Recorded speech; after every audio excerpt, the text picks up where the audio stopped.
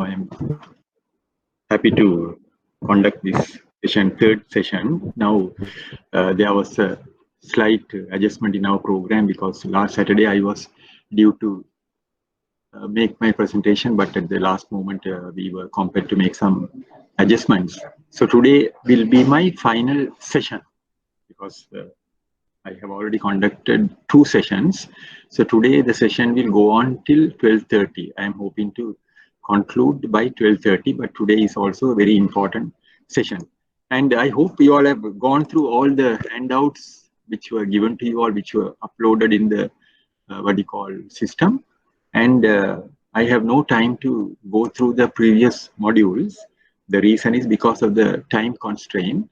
And unlike in our physical session, here you have the luxury of revisiting the site. I have seen in my this thing about 175 people have visited my site, so that gave me a tremendous amount of satisfaction. That means people have visited our site, so you may have uploaded you may have refreshed your memory, and over if you go through it, I don't think you will have any problem in answering the paper.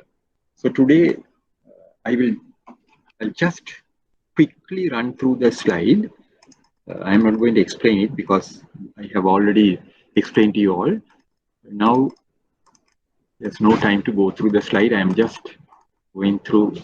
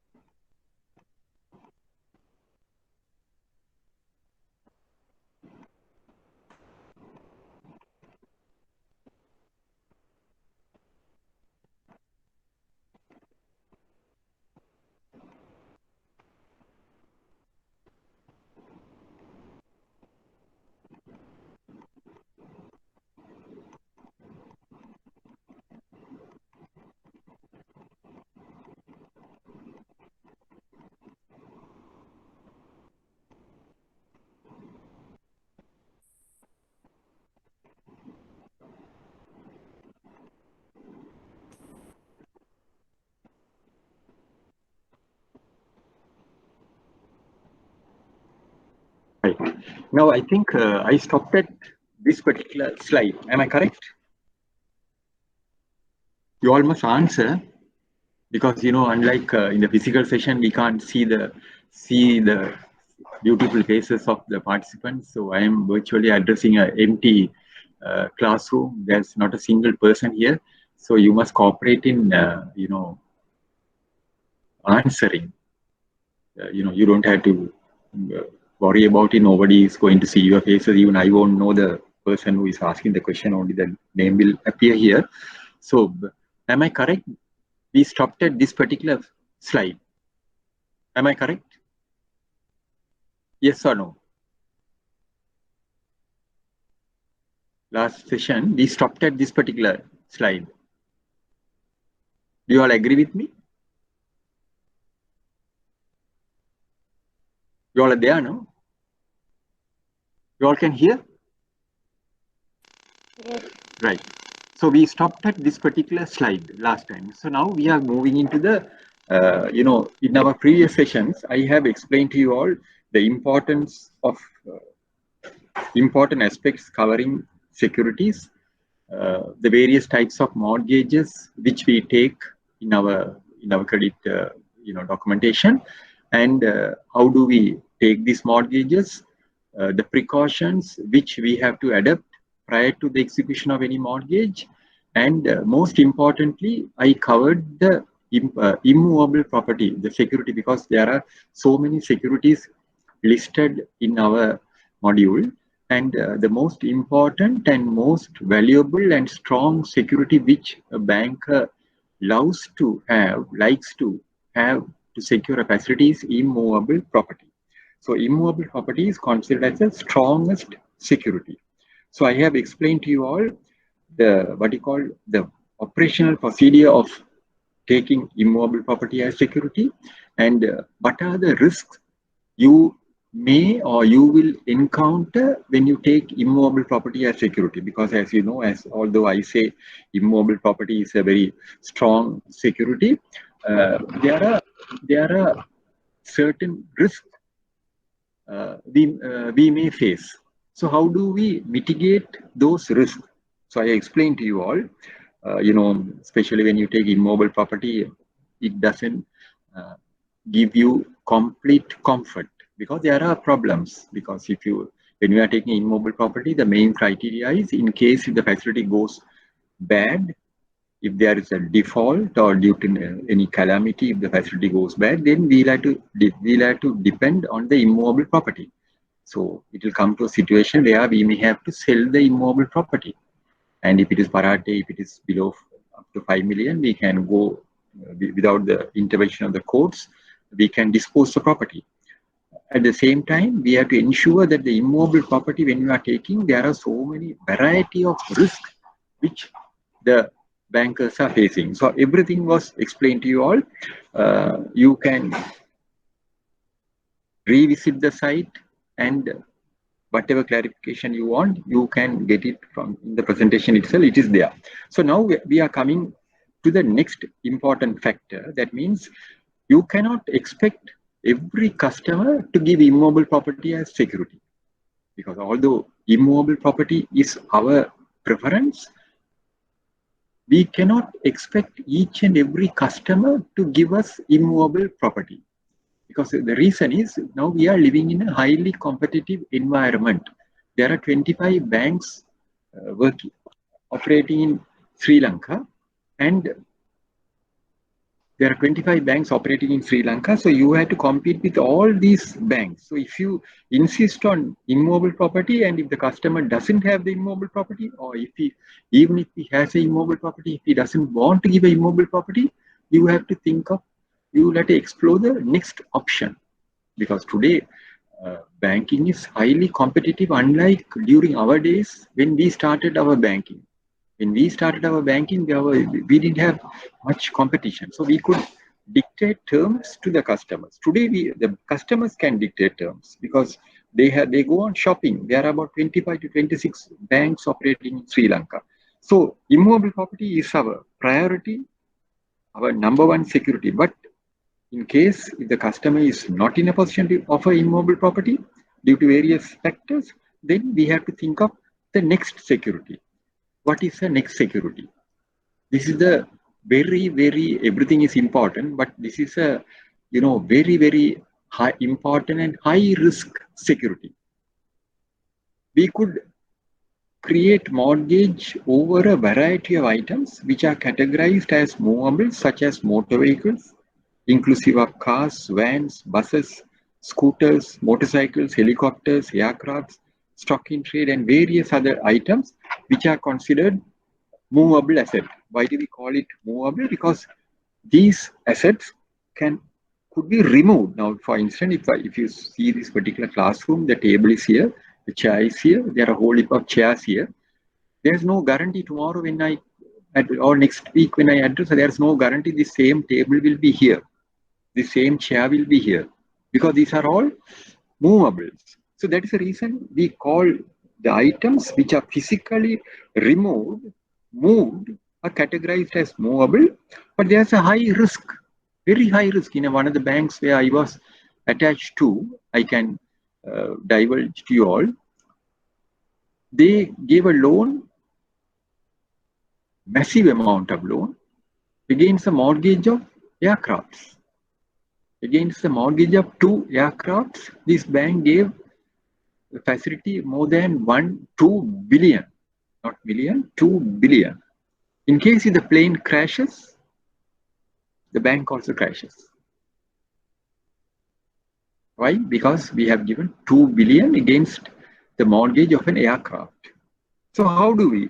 So there's an element of risk, but the bank has taken the precautions to face such an eventuality, especially at present, due to the corona crisis. As you all know, the country globally, every country is facing difficulty. Even Sri Lanka also, you all would have heard about it, you all would have seen in the papers. Now, the other day I was watching what do you call a seminar about the tourism, and tourism sector is the sector which is worst affected.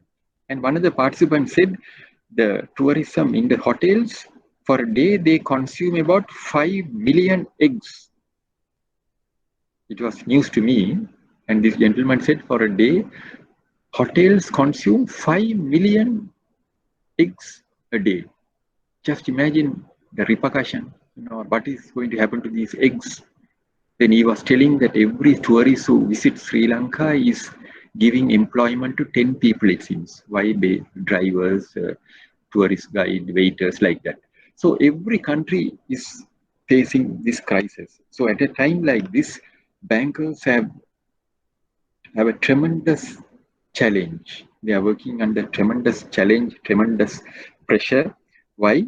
Because this was an unexpected calamity. So we have to be mindful of the calamities, of the risk we face. These risks, without any warning, it may come. Without any warning.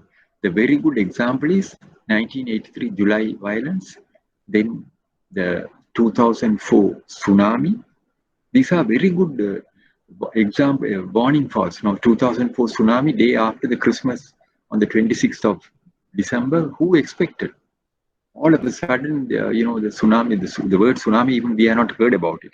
So this is, you have to be mindful. Why I am stressing on the importance of all these factors, because bankers have to be mindful, especially if you are working in the area of credit, you have to be mindful because we don't know what time, what moment the calamity will occur. So now here I am going to discuss with you all the important factors, risk, and various other operational aspects connected to movable asset as security. About immovable, you have no problem, but movable, there are a lot of problems. There's a lot of risk. So if you are a branch manager or a credit officer who has granted facilities against a mortgage of movable, you will be having sleepless nights. Why? Because there is no guarantee. The movable against which you have created a charge, against which you have given an advance, will be there forever.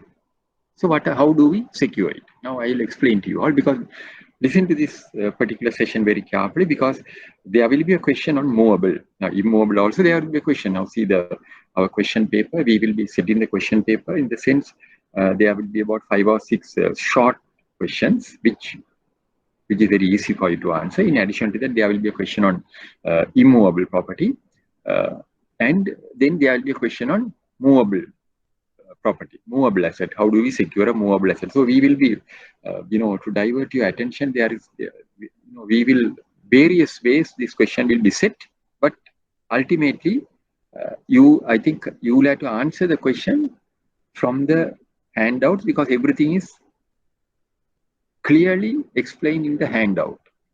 Now, immovable. Now see, just compare this again. I think I showed this to you all last time. Comparison of immovable and movable. What are the risks on movable asset? You could see from this, when you compare immovable asset, movable asset. See this in a nutshell, everything is very clearly stated in this particular slide. Immovable asset appreciates in value. Immovable asset always goes up in value. There is a remote possibility due to some certain factors, the value may come down, but such an eventuality is very, very remote, very, very remote. But see the movable asset value depreciates. Value will depreciate. Then motivation by the borrower to honor the commitment. If it is immovable, if you are given your house as security, there is a motivation on the part of the borrower on you to some or other settle the loan. Why? Because you are given a land, you are given a house as security, and if I don't sell it, the bank will. If I don't settle it, the bank will settle it. So you have a motivation. There's a motivation by the borrower to honor the commitments if it is a immovable property. Movable, there is no motivation. If I have given a movable asset as security, there is no motivation on my part to settle it. Then easy to immovable, easy to monitor, difficult to monitor. Then peace of mind to the banker, no peace of mind to the banker. Asset will be intact, asset will not be intact. Then bank's exposure will be safe, bank's exposure is exposed to risk. So you can see the risk. Now see, if you are granted facility against movable and if the customer defaults, you have no way of going and taking over the stocks. You can't go and take over the stocks. If he has given a vehicle or if he has given a stocks or whatever movable item he has given, and if he has defaulted, you cannot go to the customer's warehouse, stores, and physically remove the stocks. You cannot do it. You can do it only after getting a court order.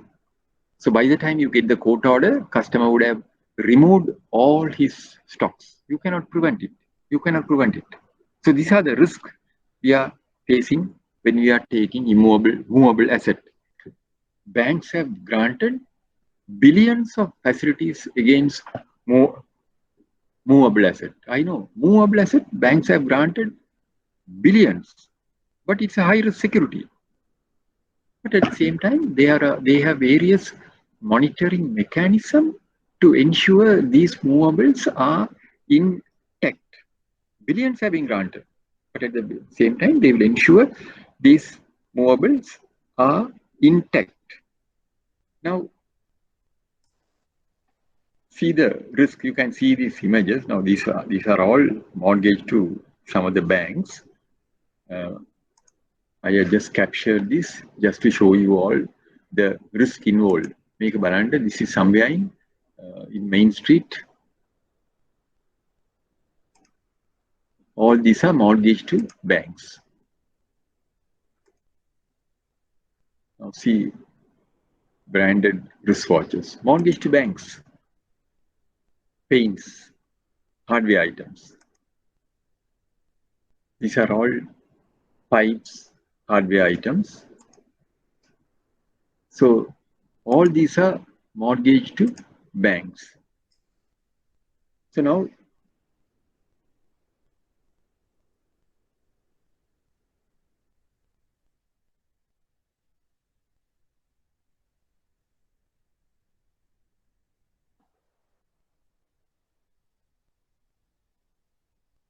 see, for instance, these boxes, we don't know the contents of it.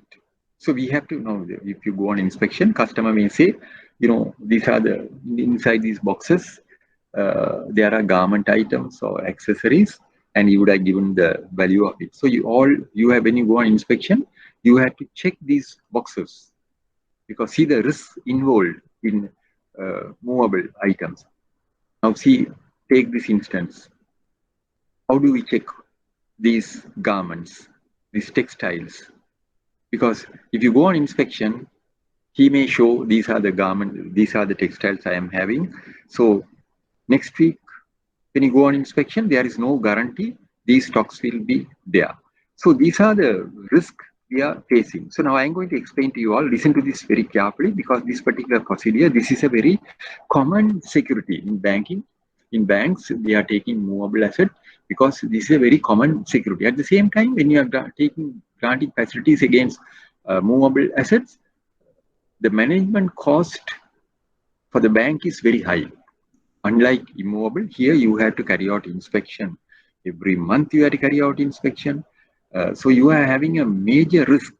Because of that, we are charging, our interest is slightly higher than the facility which are secured against immovable. Immovable, like the management cost is very, very low. But here management cost is very, very high. So we charge a very high rate of interest. Now I am going to show you I am going to discuss with you all a very interesting case. I think in one of the IBSL Diploma in Credit Management, there was a question on this. Now look at this particular slide. Can you all see this slide? Can you all see? Can you all see this? Yes. Very good. So now, this particular slide, this is a customer, let us assume a customer who is involved in selling branded wristwatches. A customer who is selling branded wristwatches. Now here you could see this particular customer is selling Omega Rolex, all branded wristwatches. Now this particular customer, he is not a customer, let us assume he is a person, dealer who is involved in wristwatches, but they recently advertised in one of the papers their Omega wristwatches. What's the price of this wristwatch? Can you all read? What's the price? What's the price? Is it clear? What's the price? What's the price? 2 million. Very good. 2 million. Just imagine, his wristwatches 2 million. So you will be surprised. You'll be wondering, are there people in Sri Lanka who are prepared to spend 2 million on wristwatches? There are people. That's why they have advertised 2 million on wristwatches. So now we will take this as a case study. We will take this as a case study, and I'm going to explain to you all the procedure. What I am going to explain is applicable to all movable items, all movable securities. Mortgage stocks in trade and the risk involved in obtaining such security. This is the most riskiest security. This is the most riskiest security. If you have any, if you need any clarification, if you want to raise any questions, you are welcome. You can ask me whatever question. You don't have to worry, because we, as lecturers, we'll be happy if you all ask questions. We'll be happy because that will motivate us. So this is the most riskiest security. However, under certain circumstances, we are compelled to consider securing facilities against such securities. Risk involved, you all know what are the risks. Constraints in identifying the stocks offered as security, the difficulties in identifying the stocks offered as security, ensuring its appropriate value. The value of stocks may become zero overnight. Difficulties encountered in realization, inability to have effective control. Borrower could pledge the same assets to a variety of banks and borrow against the same assets. So these are the risks we are facing. In addition to that, you all must remember, unlike immovable, when you are taking immovable property as security, there are two professionals who are assisting you to ensure the security what you take is strong, is legally enforceable. Immovable asset, you have the assistance of two professionals who are not in the bank, who are helping you to ensure the immovable property you take could be legally enforceable. It's a very valuable security. Now, I want to ask you all, can you all name these two professionals? You had the luxury of going through these, what do you call, slides. Can you all tell me, who are these two professionals? Who are these two professionals? Value. Sorry? Valuer and a lawyer. Very good, excellent. Valuer and the lawyer. Excellent, very good. I'm very happy. Excellent. So, valuer and the lawyer. So, you are depending on these two professionals who are assisting, valuer and lawyer. So, they are the people who are assisting you. In other words, you are sending everything to them. So, they are guiding you. They are guiding you. So, they will not go wrong. So, you are totally dependent on them. But there are certain precautions which you have to take. But here, for movables, you have absolutely no assistance from anyone. You have no assistance from anyone. Your bank totally depends on your judgment and totally depends on you to identify the risk. You cannot seek the assistance of a valuer. You cannot seek the assistance of a lawyer. You cannot seek the assistance of a businessman. No, your bank totally dependent on your judgment. So it's a very high risk area. So we will we will discuss how do you set about it, how do you secure these facilities. Now your bank is hard now when you get the diploma in credit management certificate, when you go to a branch or when you become when you are given a responsibility, your bank will expect you to deliver. They will say, no, these are the stocks. So how do we secure? Now I'm going to explain to you all. This is the most riskiest security. However, now I am referring to the wristwatch merchant. So the what you call the procedure which I am going to discuss with you all is applicable to each and whatever movable asset is given as security. But I am going only taking wristwatch as an example, because when you say wristwatch is my session become very interesting, and because you know, in one of the previous diploma in credit management exam, we refer to these wristwatches. So this is the most riskiest security. I am not referring to the wristwatches here. Any movable item is the most riskiest security. However, still under certain circumstances, we are compelled to consider securing facilities against such securities. Now, if a customer comes to your bank for a facility, you will process the facility and you will ask the customer, sir, what is the security you are offering? He say, I have wristwatches. I am having a showroom in at Gaul Road. I am engaged in selling wristwatches. So you may ask the customer, sir, you don't have a immovable property? I have immovable property, but I am not going to give. We have come across such customers also. Living in palatial houses, they have large amount of assets, but they don't want to give immobile. They say, no, on principle, I don't want to give immobile property. I'm giving amount. If you want, you can take my wristwatches. So you are compelled to take that. So how do you proceed? Risks involved constraints in identifying the stocks offered as security. The difficulty you will face in identifying the stocks offered as security, if I take you back to the previous slide, see the difficulty you will have in identifying the stocks.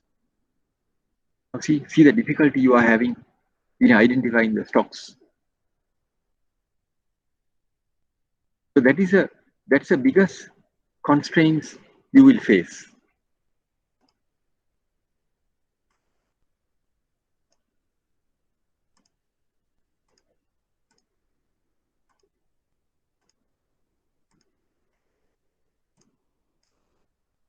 That is a number one constraint. Now, if there is a question, what are the constraints in taking immovable asset? Answer is here. If there is a question, list 3 constraints, that is 3 risks in obtaining immovable asset as security. Answer is here. You can select any 3 of these. Yeah, I have given 6 major risks. So if there's a question, please identify the risk, 3 of the risk involved in getting movable asset as security. The answer is here. So the number 1 is constraints in identifying the risk offered as security, because you have the difficulty in identifying the security. Immobile security, you have no problem. Value has done it. Lawyer has done their job. They have identified the property from the plan, everything. You don't have. But here, you have to identify. That is a first major constraint you will come across. Number 2, ensuring its appropriate value. What is the value? How do we assess the value? You have to assess. You can't go and get the valuation from a wristwatch importer or wristwatch agent or from a wristwatch valuer. No, the bank totally depends on you to assess the value, ensuring its appropriate value. So that is also, that particular responsibility also has been entrusted to you. Then third one, the value of stocks may become zero overnight. That is the most important and major risk. You go and take a mortgage over the wristwatch. You grant the customer facility. Following day, the customer can remove all the wristwatches, dump it in a suitcase, and he can take it. It can become zero overnight. Overnight, the stocks may become zero. Then Next one, difficulties encountered in realization. You may find it difficult to dispose the stocks. Who is there to go? Who is there to buy a wristwatch for 2 million? Difficulties encountered in realization. You went take over the wristwatch and you want to sell it. There are no buyers. So remember, wristwatch. I am taking this as an example, but the same procedure is applicable to whatever movable asset you are taking as security. Inability to have an effective control. How are you going to control? You can't put your security guard there.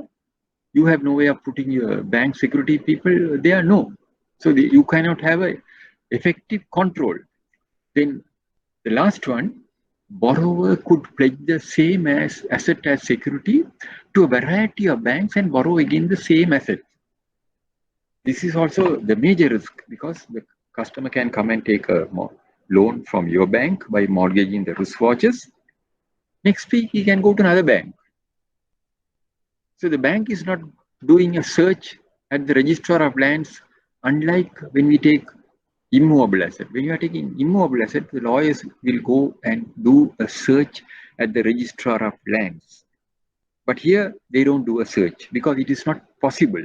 Because movable assets, when it is registered at the land registry, it is registered in a general folio. So there's no way you could check and see whether this customer has, you only ask the customer whether you have mortgaged to any other bank. He will say no. So we go by the customer's declaration. So now we will say, now these are the risks involved. Make a note of this particular slide. Definitely there will be a question on this. So now comes the next one. This is very important. Make a note of this particular slide.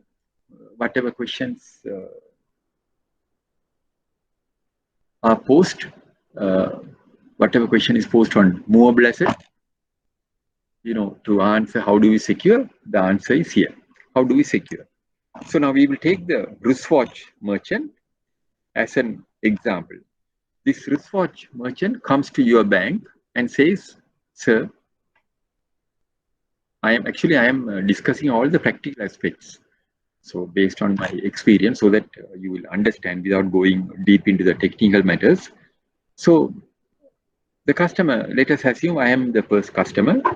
I am involved in importing wristwatches, branded wristwatches. I want a loan. I come to your bank and I say I want a loan, and then I have a discussion with you. You are satisfied with my credit worthiness. You feel that this is a very good business because this gentleman is having a showroom at Call Road. He's selling branded wristwatches. So the initial discussion, you may ask me, sir, can you give us a movable asset as security? You don't have properties. And I may tell you, we have come across such customers. I may tell you, I am sorry, on principles, I don't want to mortgage any of my properties. We have come across such customers also. Then what can we do if this man is having according to his principles, he don't want to mortgage the immovable assets? Can we chase him off? No.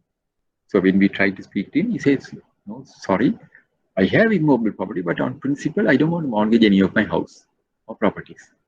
Then he says, but I can give a mortgage over my wristwatches. Why can't you take a mortgage over my wristwatches? These are all valuable wristwatches. So you are inclined to take a mortgage over the wristwatches. So how do you set up? First thing you will ask the customer is, sir, can you give us a detailed statement of stocks movable offered as security? You will ask the customer, so okay, can you give us a detailed statement of the wristwatches which you are going to give it to us as security? That's the first step. Then the customer will get back to his office, prepare a nice, colorful statement, and he may give a what you call statement, stock statement. You all can see the screen, no? Stock statement. You all can see the screen. sorry, the whiteboard.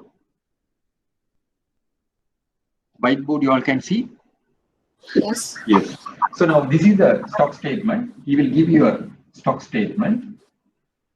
And here he would have given the details of the wristwatches. He says, I have Rolex wristwatches. Say, total value is 50 million. Omega, he says another 50 million. Like that, he has given listed various wristwatches and he comes out with a stock statement for, say, 300 million. 300 million total stocks.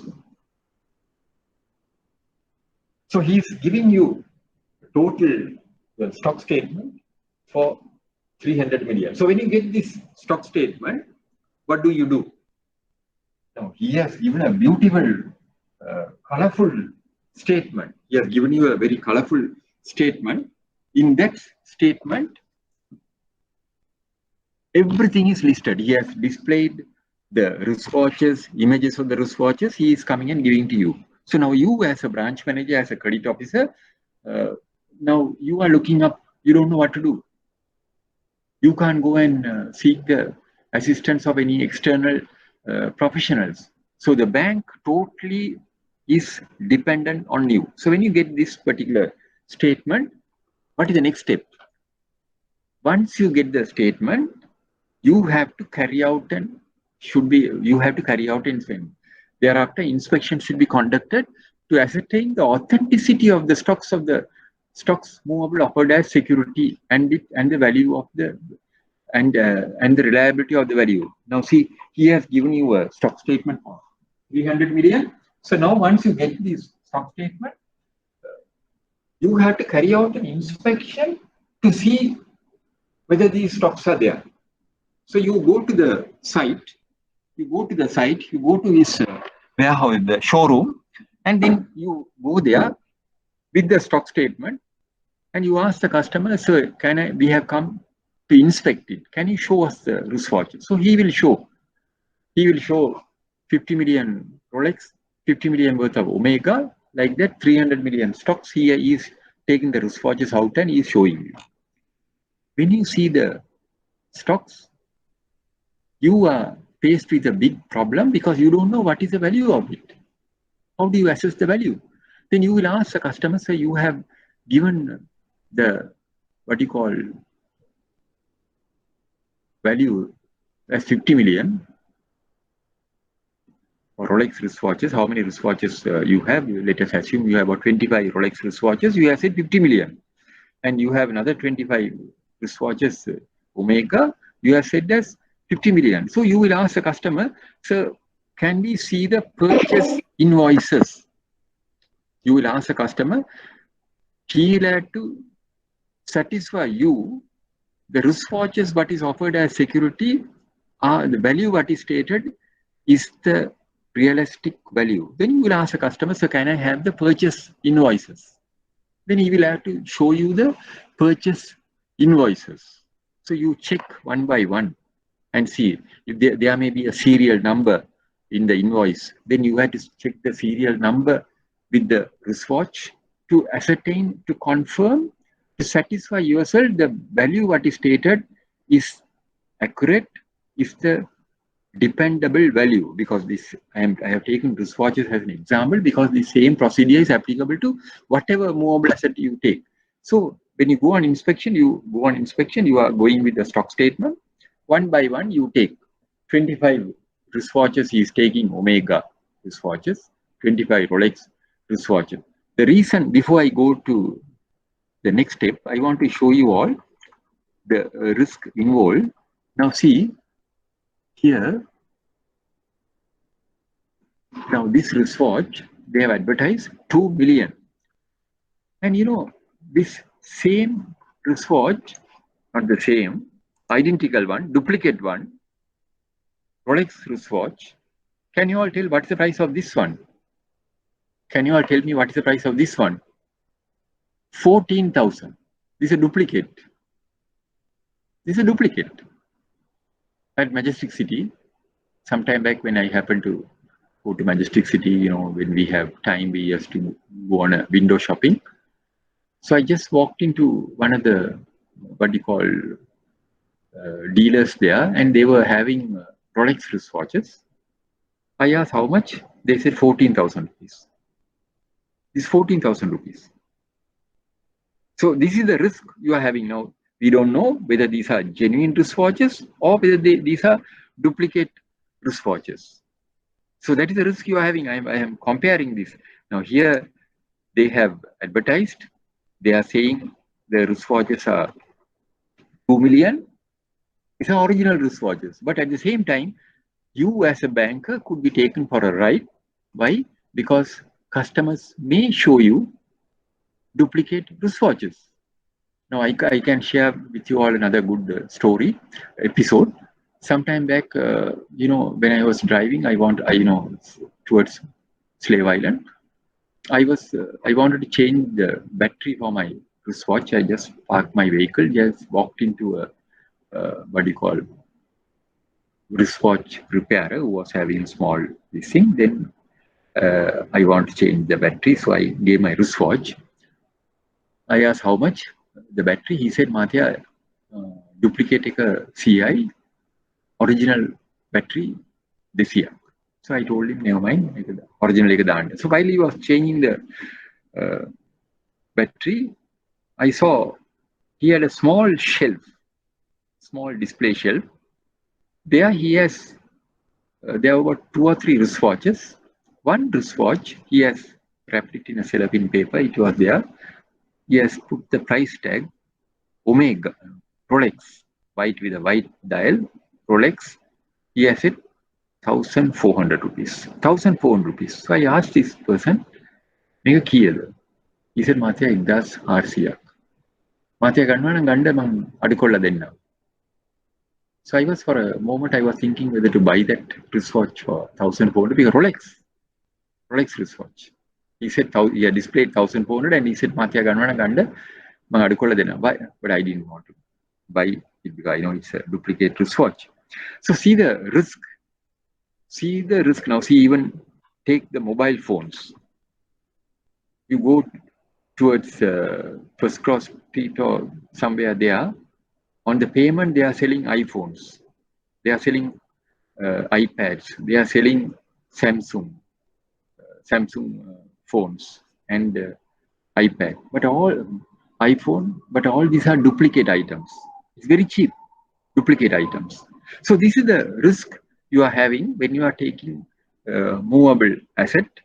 So you have to, the full responsibility is on you. So now we are coming to the, what do you call, this, taking you back to the same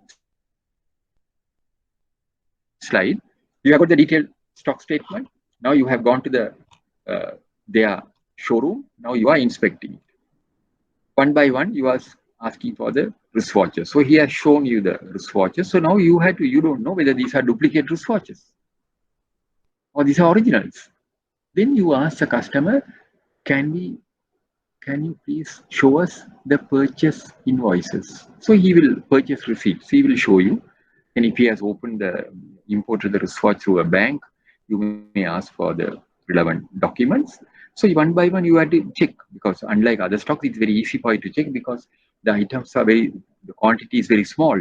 So you check the items, 25 wristwatches, serial number, everything. Then you are absolutely certain these are all dependable stocks. Why? Because he has convinced you, he has provided satisfactory documentary evidence to show that the 300 million worth of wristwatches what he has are all genuine stuff. Then comes the next one.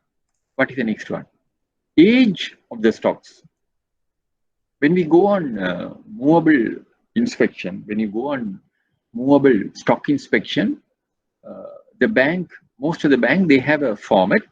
You are one by one, you have to check that, you have to fill the format one by one. There are certain stipulations, certain areas which you have to confirm. So one by one, you check everything. And there it is stated, there is a column where they ask, what is the age of the stocks? Very important. What is the age of the stocks? When they say age of the stock, they ask, what is the age of this wristwatch? When we say what is the age of the wristwatch, we are not asking its age from the date of its manufacture. Remember, when we ask for the age, we are not asking its age from the date of its manufacture. Now, that means if it is made in manufactured in Switzerland in 2010, the age is 10 years. No, we are not asking for that age. When we say age of the stock, what we mean is how long this wristwatch has been in the showroom. That is what we mean. Not the date of manufacture, not the year of manufacture. How long this wristwatch has been in the customer's showroom. So you ask the customer, sir, these Omega wristwatches, you have said you have 50 million worth of Omega wristwatches, you have 50 million worth of Rolex wristwatches. How long you have been having these wristwatches in your showroom? And if the customer says, I have been having these wristwatches in my showroom from the day I opened the showroom, is it a good thing or a bad thing? Is it a negative aspect or a positive aspect? You ask the customer, so how long you have been having these wristwatches in your showroom? I am having it from the day I opened the showroom. I opened the showroom 2 years back in 2018. From that day onwards, I am having these same wristwatches. Is it a positive signal or a negative signal? Negative. Very good. It's a negative signal. Why? It gives an impression to you, indication, these wristwatches are not moving. No one is buying it. No one is buying it. This man is having the wristwatches for the last 2 years. Nobody now, these wristwatches are not moving. So if it is a fast moving item, he should have disposed the stock. So that is the reason why we all, when you all are going on inspection, always for movable, you have to ask. For immovable, that's a different case. But movable, we ask the customer, how long, what is the age of the stocks? Age of the stocks means how long this particular stock wristwatches have been in the showroom. If he says 1 month, it is 1 month, it is good. But if it is what you call, if it is, if the customer says this has been there for last 2 years, you have to be cautious. Then comes the next one, marketability of the stocks movable to be ascertained. Marketability. Now you are the bank relies on your judgment. The bank totally is dependent on your judgment. Then comes the marketability of the stocks. You ask the customer, sir, who are the people who are buying these wristwatches? Are there people in Sri Lanka who are buying wristwatches for 2 million? You'll be surprised. I am also surprised. When I saw that ad, I was also surprised to see whether, my God, there are people in Sri Lanka who are investing 2 million on wristwatches. So you ask the customer, the market, sir, who are the people who are buying? Are there people who are buying wristwatches in Sri Lanka for 2 million? So customer may tell you, sir, you'll be surprised. There are people. Then you may ask the customer, can we see the list of sales, the people who bought the wristwatches from you for the last 6 months? Do you have a list? Do you have a list? But in banking, everything is confidential. You can't even discuss with your family members or with your wife or husband or children or parents. It's all confidential. Why? You are given a oath. You have given a oath of secrecy. You have given an oath of secrecy. So the customer is having complete faith in you. So you are asking the customer, sir, can I see the list of sales and the people who bought the wristwatches from you for the last 6 months? He is giving you the list because he is trusting you, because you have taken an oath of secrecy. You can't go and discuss, you can't go and tell, Baranda, this man also has bought a wristwatch for 2 million. He comes and talks for poor and all those things, politicians, and he also has bought for 2 million. So then he is giving the list. When you see the list, you find there are leading politicians, leading artists, corporate magnates, leading people, politicians' children. These are the people who have been buying wristwatches from him. So he is telling you, sir, these people once in 3 months they change the wristwatches. Once in 3 months they change the wristwatches. So they are the people. So my client base is here. They are my clients. They are extended family. All these people, they very regularly come. So then he has given you the list of wristwatches. So when you see that list, so not the list of wristwatches, the people who have been buying from him. So when you see the list, you are convinced, you are satisfied, you have ready buyers. There are people who are willing to buy wristwatches for even they are prepared to expend even 2 million on a wristwatch. When you see the list, you are convinced. In case if we have to sell the wristwatches, we won't have any problem because there is a market for this. Then comes the next one. Only on satisfaction of the aforesaid factors securing the facility against such asset should be considered. So the first 1, 2, 3, 4 criteria, if you are satisfied with the first, all these 4 criteria what is listed here, if you are fully satisfied, only you can recommend to the management, to the bank, to go ahead and execute the mortgage. If you are not satisfied with any of the factors stated above, you can't execute the mortgage. You cannot think of taking this asset as security. So if you are satisfied with these 4 factors, you can consider executing a mortgage. Now, after executing the mortgage, your responsibility does not end there. Now, you are taking the mortgage, you are satisfied, you are taking the stock statement, you have carried out an inspection, you have ascertained the age of the stocks, you have ascertained the marketability. Now you have gone and taken the mortgage, granted the loan. Your customer wanted 300 million worth of stocks he had. He wanted a loan of 150 million.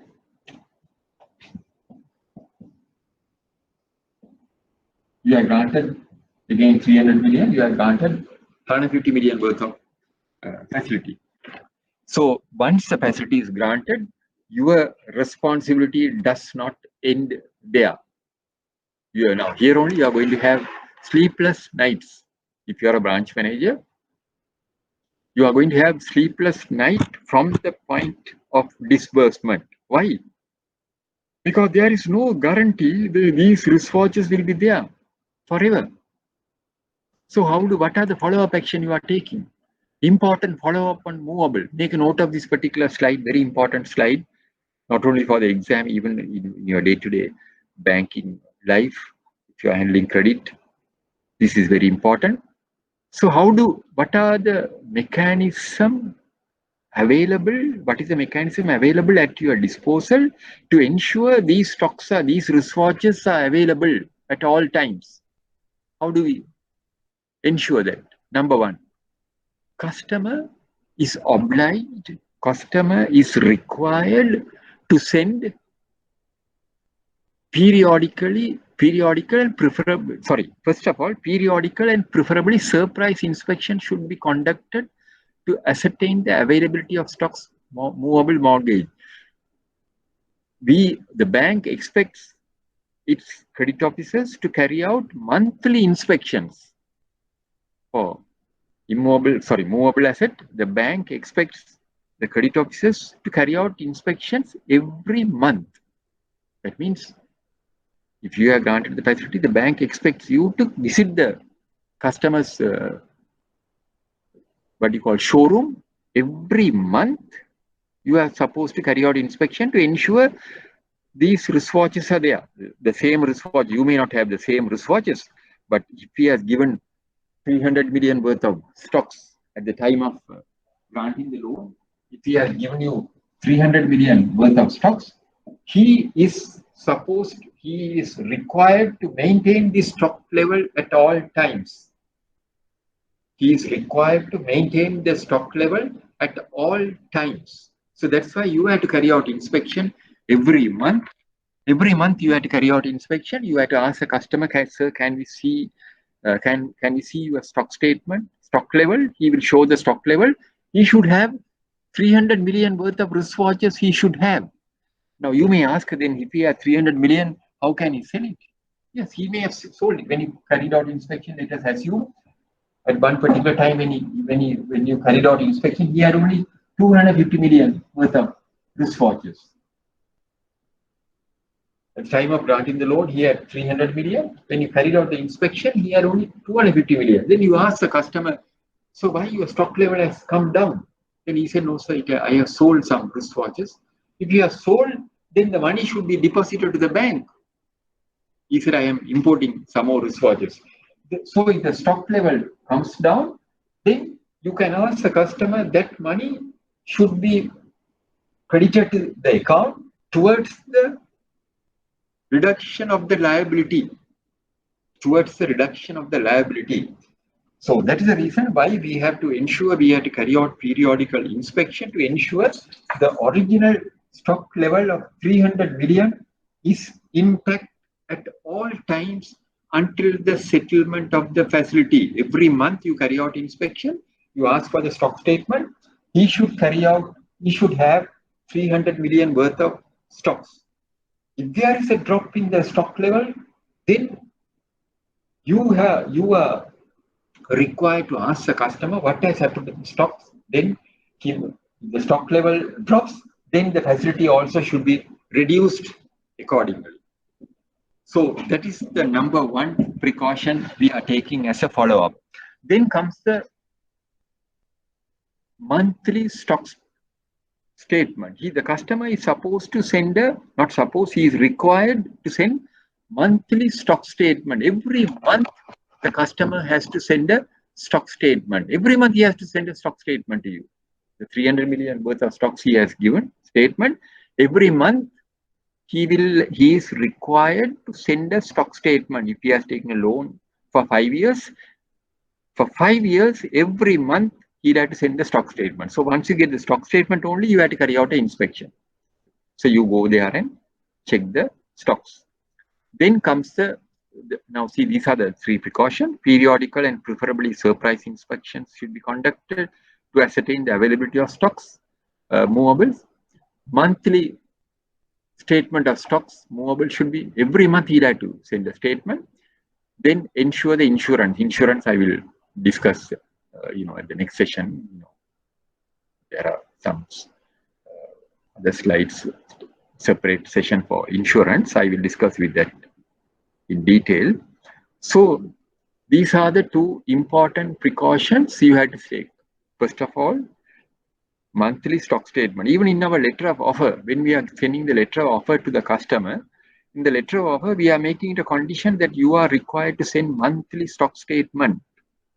You will allow the bank officials to visit your premises for inspection without prior notice. Sometime when we put in our letter of offer, without prior notice, because some customers say, no, I am not agreeable for that clause. You must, I want to cut it and say with my prior notice. With prior notice, some customers may say, but normally banks say, we say without prior notice, carry out inspection. So these are the follow-up procedure I have set out here, periodical and proof. So if there is a question on movable is a high-risk security. What follow-up action you will take to ensure the stocks what you have granted are intact? Answer is here. These are the two. These are the three, even insurance. There may be a question on that because this is a very easy security, high-risk security. Why do I say easy security? Unlike immovable asset, this particular security, you can do the mortgage on the same day. You ask the customer, can you give a stock statement? He gives a stock statement. You carry out an inspection on the same day. Check the stocks, check the insurance, take the insurance. Everything could be done within a few hours. You can do it. That's what I say. It's a easy security, unlike immovable, easy security. And all these factors, all these precautions have to be done by you. The bank, you cannot seek the assistance from anyone. You could see from this particular slide, the important responsibility which will be cast on your shoulder as a credit officer. The important responsibility, because the bank is totally dependent on you. So these are the 3 precautions which you have to take when you are taking movable asset as security. Immovable asset, it's a different mechanism. Movable, you are the only and sole officer, sole person on whom the bank is dependent in taking the movable asset. You can't get the assistance from anywhere, from anyone. If you want, you can seek the assistance of your internal bank people, but outsiders you can't take. You can just consult, but bank will not bear any cost. Bank is totally dependent on you. So if you take these 3 precautions, if you adhere to these 3 precautions, you don't have to worry. Your advance will be always intact. Now I can give you a very good example. During my assignment in a particular bank, we came across a situation where a facility was granted against 10 million worth of movable asset, 10 million worth of stocks. The bank has granted a loan of 5 million. The bank has granted 5 million. It's very good for you all to know all these cases, because stories will always remain with you all. That's why I am narrating this story. So we grant that particular bank, that particular branch of that bank granted a loan of 10 million against a mortgage over stocks of textiles. Stocks of textiles. They granted 5 million. So they have taken all the precautions. They have taken a stock statement. They have carried out inspection. Loan was granted. After granting the loan, after a couple of years, the loan has gone bad. The bank couldn't recover the loan. Then what is the next step? They can't go and take over the stocks. You can't do it. You have to get a court order. The court order, you will not get the court order immediately. It takes some time. So until the court gives its determination, you can't go and touch the stocks. You can't go and touch the stocks. So now here, a unique case where these people have granted a loan of 5 million against a mortgage of stocks of textiles. Customer defaulted. Bank tried to negotiate with the customer, reschedule the facility. Everything failed. Everything failed. They were discussing with the customer. Branch people have been having discussions with him. Everything failed. Then the bank decided to go for legal action. So the bank went for legal action.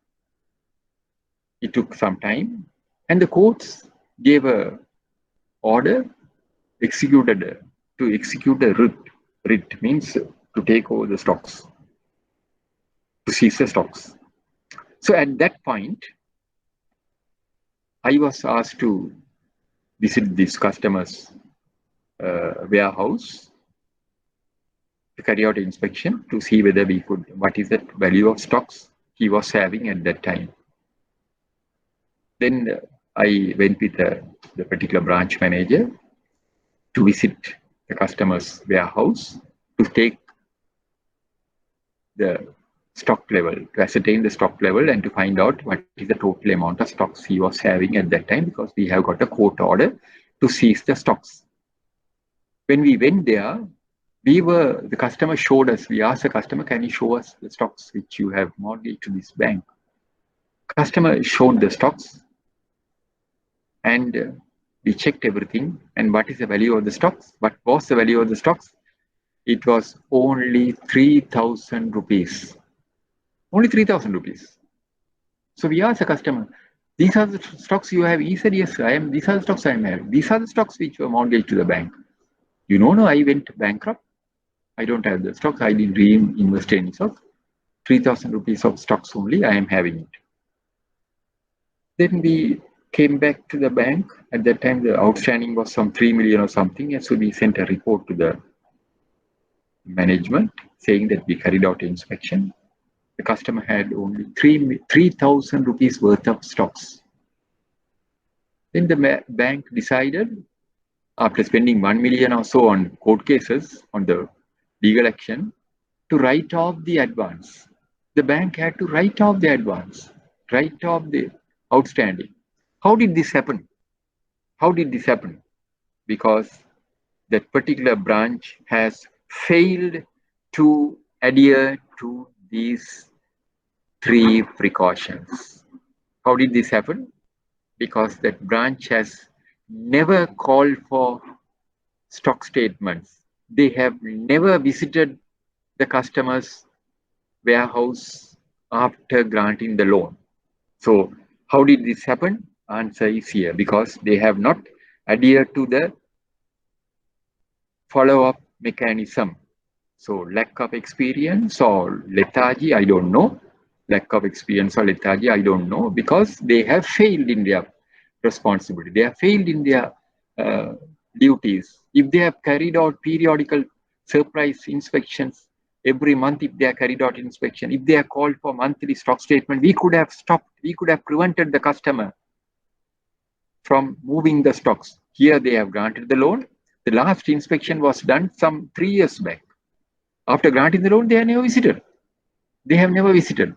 So this is very important for you all to know that that's why in most of the banks, bigger banks and even smaller banks, there are special officers to ensure at the risk department. There are people who will ensure that periodical stock statements are obtained, and they have carried out inspection in some of the bigger banks and all. I know HNB and all. Every month we had to send a statement to head office. There's a separate monitoring unit which monitors whether all these branches are adhering to these stipulations. They will call for reports. Why? Because they are worried. Because this is a high risk security. Is it clear to you all? Now, this is a very important security. That's what you may come across this situation. Was it clear to you all what I discussed with you all now? Was it clear? Was it clear? Yes. Very good. Yes. So, yes, very good. So now if there are any clarification, if you need any clarification, please don't hesitate. You can ask. I'm not going to disclose any names here. You can ask, because you have the luxury, because your identity is only known to me, only the name appears, but your face also won't appear here. But I'm not going to mention any names. But if you have any clarification, please ask. Please feel free to ask questions. So if you don't have questions, I take it that it was clear to you, but you can revisit the site. Is it clear? Can I go to the next slide? Can I go to the next slide?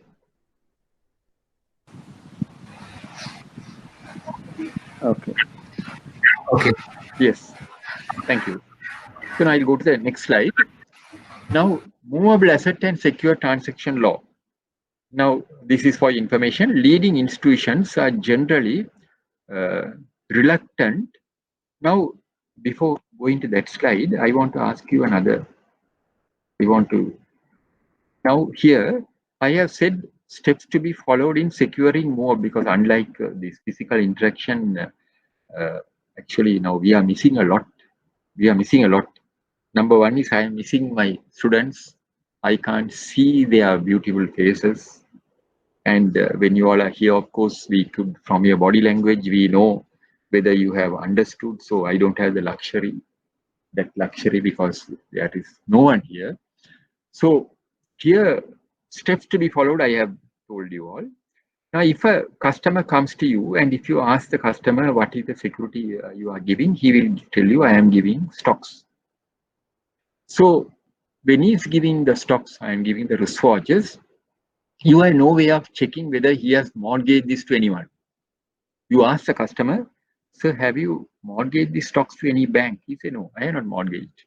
It's free of lien, free of encumbrances. I have not given the stocks to anyone.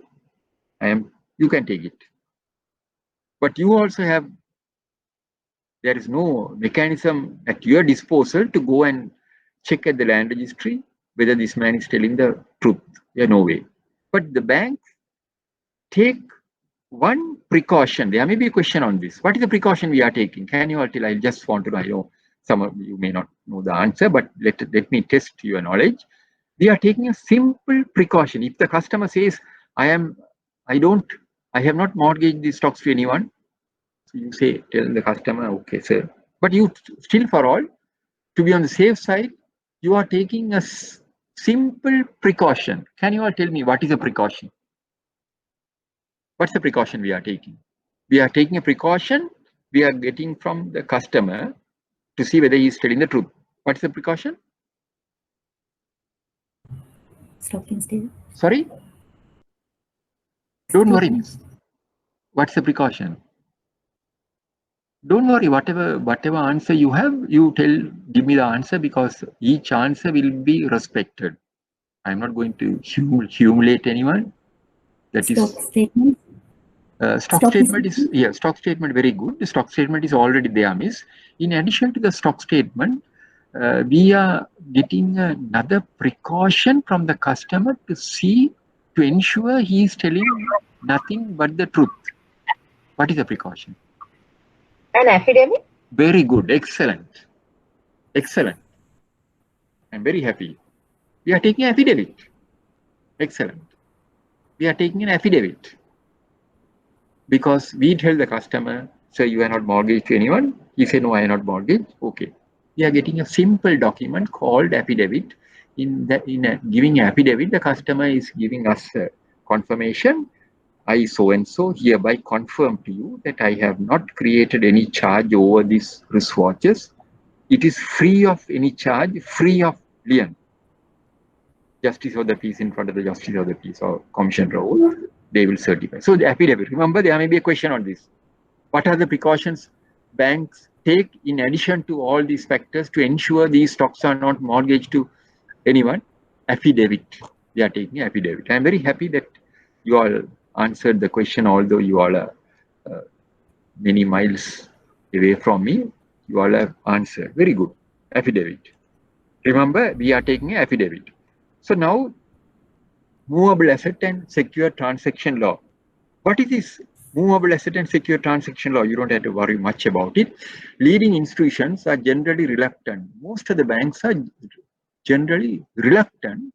Bankers are reluctant to grant loans against movable asset. Why? Because these are all high risk security. That's the reason why, you know, the SME customer now government, they want banks to assist SME customers. SME customers, they have no way of giving security.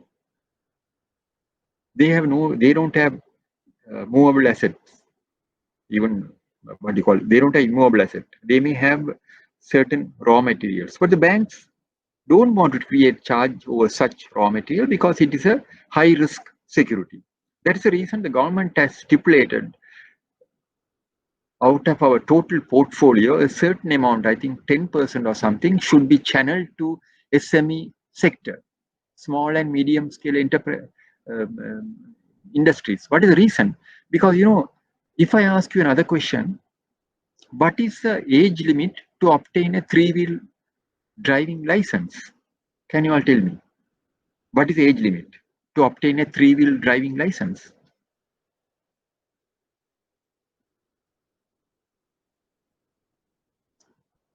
Now the reason, because, you know, I read somewhere there are about 1 million 3-wheel operating in Sri Lanka.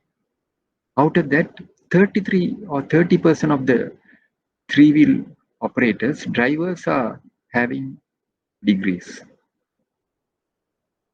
Out of the 1 million, 30% of the 3-wheel drivers are having, they are degree holders. Can you believe this?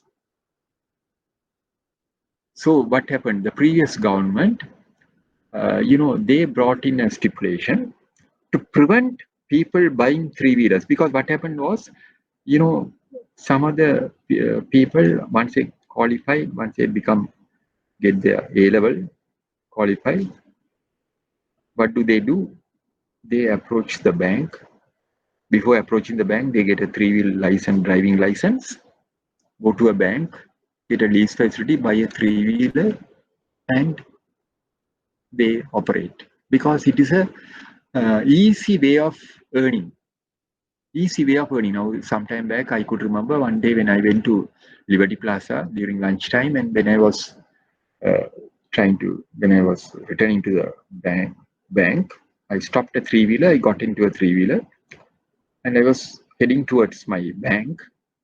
This 3-wheel driver asked me, signalist, he asked me, "Sir, koi school at the sir gave?" He asked me, "Sir, you are to which school did you go to?" Then I asked him, this is a true story. "Ayu ema anne?" "Nasa mama royalist," he said. Then I asked, "You are royalist?" He said, "Yes." In English, I answered. Then I asked, why are you driving a 3-wheeler? He said, "No, sir, this is easy way, easy life. I get up at 7:30, 7 o'clock, I start, do my hires. 12:30, 1 o'clock, I go home for lunch, have my lunch, have a nap, and again I start at 4 o'clock. I run till 6:30. For a day I am earning about 3,000 rupees." And he said, I don't have to go and search to each Diploma and Harry. I am the master, he said. So the government wanted to prevent such people entering into the 3-wheel business. So that is the reason the previous government they brought in a stipulation to get a 3-wheel license. The age limit was raised to 35 years. If you want to drive a 3-wheeler, if you want to get a 3-wheel license, you should have reached the age of 35. Why did they do that? To prevent these people. Because the previous governor also said in an interview, most of the people, what they do is they go and buy a 3-wheeler, or they start a saloon, they are addressing, or they start catering business. So no economic activity taking place. Now this man is buying now see this gentleman who has come from a good school, he must be a talented fellow, but he was going on an easy route. So the previous government brought in a stipulation, it was gazetted, to get a 3-wheel license, you should have reached the age of 35. At the same time, they increased the duty on these 3-wheelers. To buy a 3-wheeler, I don't know the price now. They substantially imposed a tax on 3-wheelers. So they blocked.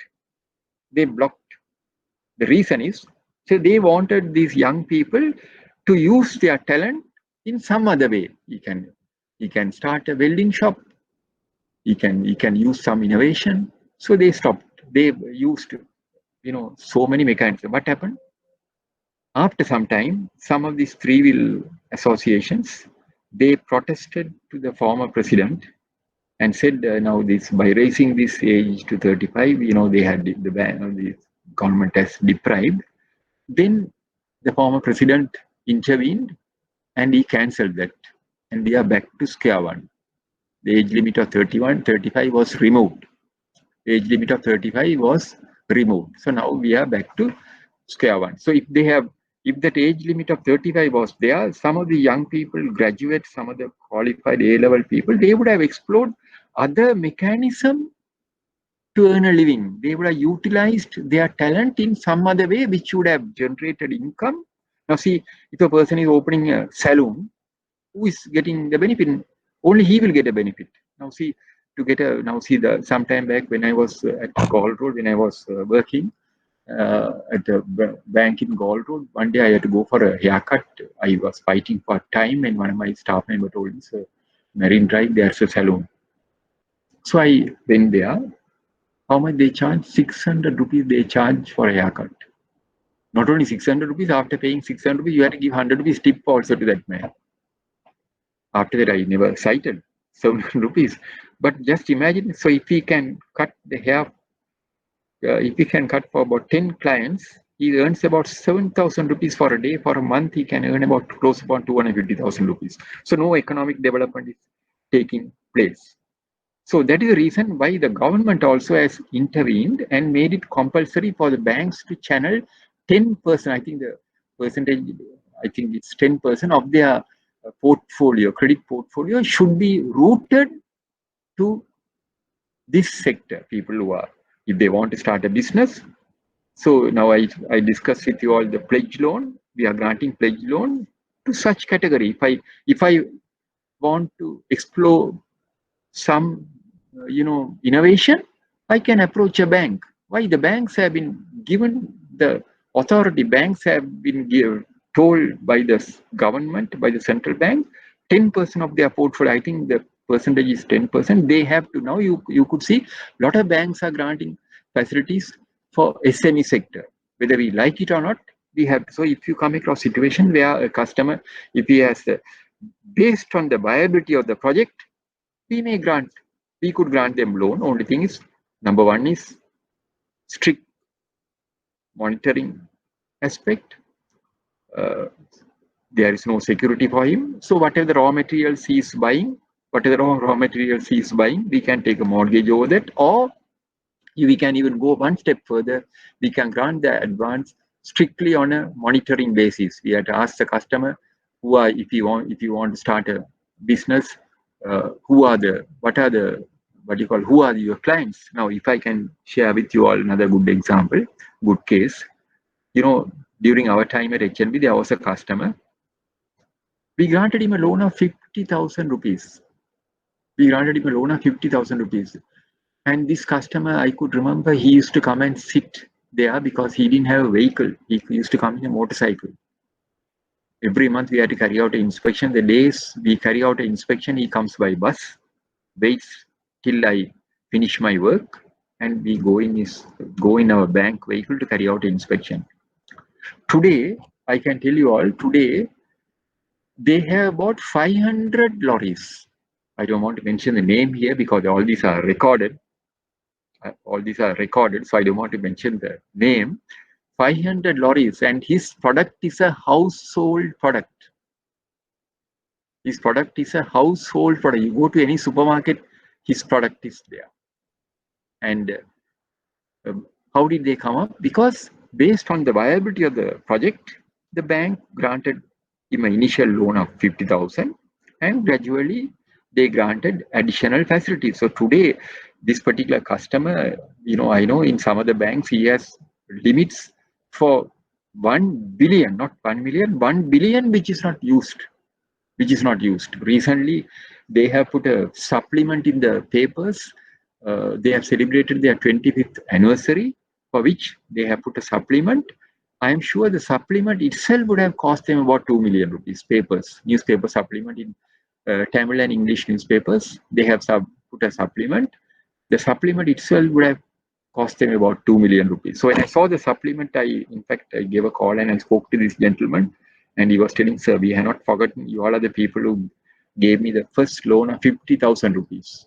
Today, even if you give a call to this particular customer, the secretary only answers. Then she asks for my name, and after that only the call was transferred to him. So like that, there are about 3 or 4 customers who are SME customers. We granted them. So if the banks have not helped these customers, see, now they are the biggest exporters also. Not only they are catering to the Sri Lankan market, they are exporting also. So the economy, I think he has about more than 1,500 people working under him also.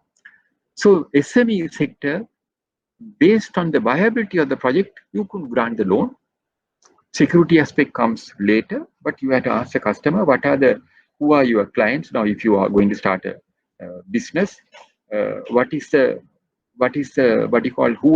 your clients? Who are the people who are going to buy? So he will have to give you confirmed orders. Unfortunately, if it is a classroom, of course, I could have explained to you. Also, remember, SME sector also, we can grant facilities to the customers based on the viability of the project, and we can take a mortgage over their raw materials, which are considered as movable assets.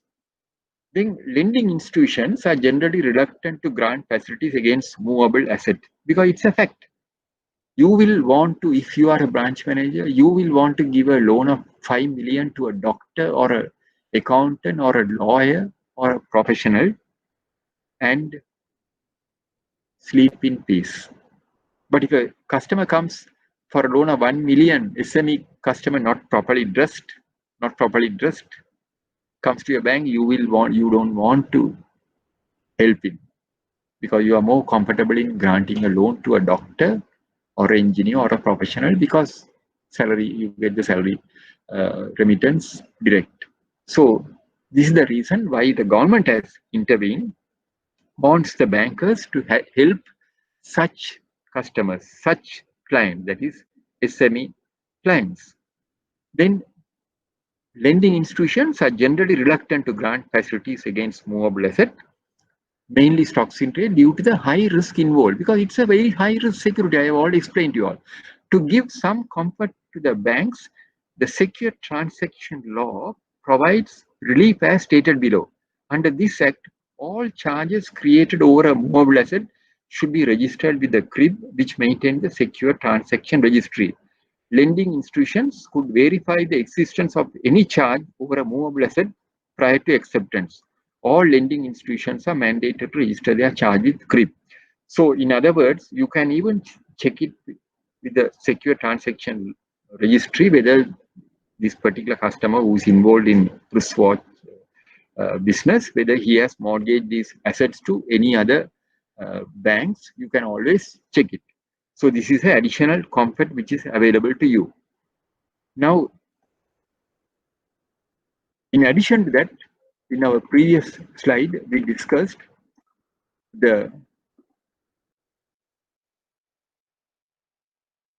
now this particular slide, mortgage over stocks in trade, because I'm spending considerable time in mortgage. I don't think I can finish it today. We may have to have another class also next.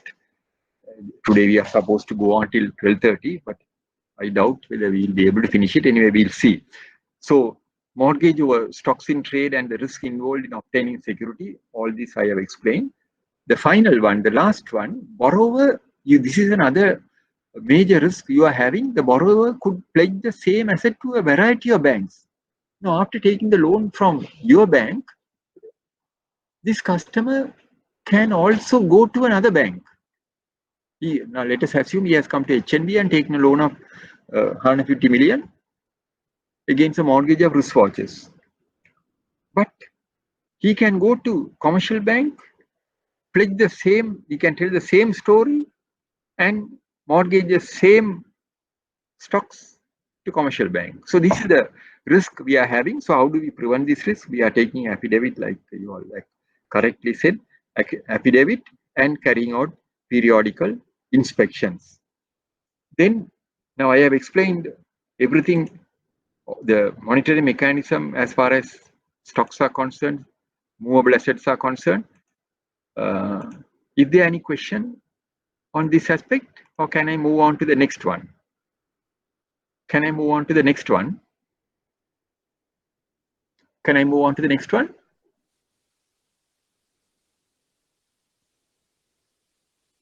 Can I move?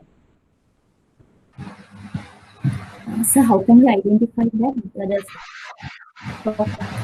How can? With another. Sorry, miss. How can you?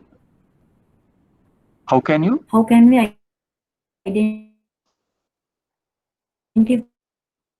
that has been already mortgaged to another bank? Yes, very good. Yes, very good, miss. Very good question. There is no way we could identify, miss.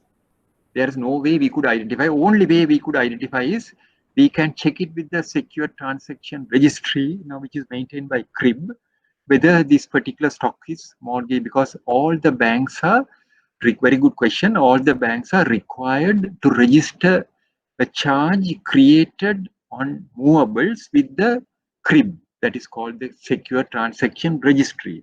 So you can always check it with that registry whether the stocks have been mortgaged to any other bank. In addition to that, we are taking affidavit. Your question is very good. How do we, unlike Movable, immovable, we can't go to the land registry and check it because there's no way we could check it because all these charges are registered in a general folio. So there's no way of checking at the land registry. Only way of checking is we can check it with the secured transaction registry, which is maintained with the crib. You can check it. And in addition to that, you are taking a affidavit. Is it clear, Miss? Answer? Is it clear? Yes. Yes, thank you, Yes. sir. Good. I'm happy. When you ask questions, my face gets brighter. Otherwise, it becomes. So you very mentioned about taking the stocks at the month end and customer centers. Yes. But during the month, anything could go or anything could happen. Yes, that's right. Yes. Anything could happen. Yes. Very good question. So there Yes. is no way to mitigate that risk, right? That's what my dear, I have said surprise inspections. It's a very good question because we are getting the stock statement at the end of the month. In between, something could happen. In between, so that's a risk. That's a risk we are having. In between, something could happen. So that's the reason why we have to carry out surprise inspections. But even with that surprise inspection, even with the with all this monitoring mechanism, something could happen. It's a very valid question you asked, for which I also don't have an answer because something could happen. So that's why that's what I can tell you another good story. Several years back, before I joined the bank, 46 years back, before I joined the bank, I wanted to become a journalist. I have come to banking by accident. My aim was to become a journalist because I love journalism. So I am having a diploma in journalism. So I wanted to become a journalist. So I followed a diploma in journalism class in Colombo before I joined the bank. And, there were about 33 students. There were about 33 students who participated at this course. And this course was conducted by a gentleman called Mr. Kirti Abesekara. He was the editor-in-chief of Lake House. Kirti Abesekara, well-known journalist. He is the person who conducted this class. So on the very first day, there were 33 students. On the very first day, when Mr. Abesekara walked in, he was introduced by the course coordinator and said he's a chief editor of Lake House. He's your program. He's the person going to conduct these lectures. Introduction, they went off. Then this gentleman, Mr. Abesekara, asked, good evening to you all. It was an evening class. I could see there are 33 students here, girls and boys. Before I proceed, I want to ask you a simple question, he said. How many of you all, out of these 33 people, how many of you all read while you travel? It's a very relevant question. How many of you all read while you travel? That means he was asking, when you travel, when you're on the move, whether you read. Those of you all who read while you travel, could you please put your hands up? Out of the 33 people, 30 people put up their hands. I didn't put up my hand. I was straight after school, but I could still remember. I didn't put up my hand because I also don't read while I am traveling. As a practice, I don't read. I can't read also because when I read, I get a headache. And so I don't read. Then there were two other girls also. We were seated at the back row. There were two other girls. They were also seated with me. They also didn't put their hands up. So we were feeling very odd. My God, 30 people are putting up their hands, up eating. Yeah. So this gentleman immediately came to all three of us, looked at us and asked, you all don't read while you all travel? We said, no, sir. He immediately asked, why? Why don't you read? We had no answer. I couldn't tell him that I get a headache. So other two girls also, they just smiled. So why? So that means you all don't read while you all travel? We said, no, sir. Came back to the podium and we asked, so out of these 33 people, 30 people say that they read while they travel. Those 3 people who are seated at the back row say they don't read while they travel. let me tell you all, if you read while you travel, you are not fit to be a journalist. We were very happy. If you read while you travel, you are not fit to be a journalist, he said. Why did he say that? Then he told, at Lake House, sometimes I used to starve for news. I don't get any news. There are days. What do I do? I buy a ticket. Those days we had the double-decker buses. Unfortunately, they have now, we don't have. So he used to say, he was telling that I used to buy a double ticket, get into a double-decker bus, occupy the back row, go to Moratuwa, return to Lake House on the same bus. When I return, I have full of news.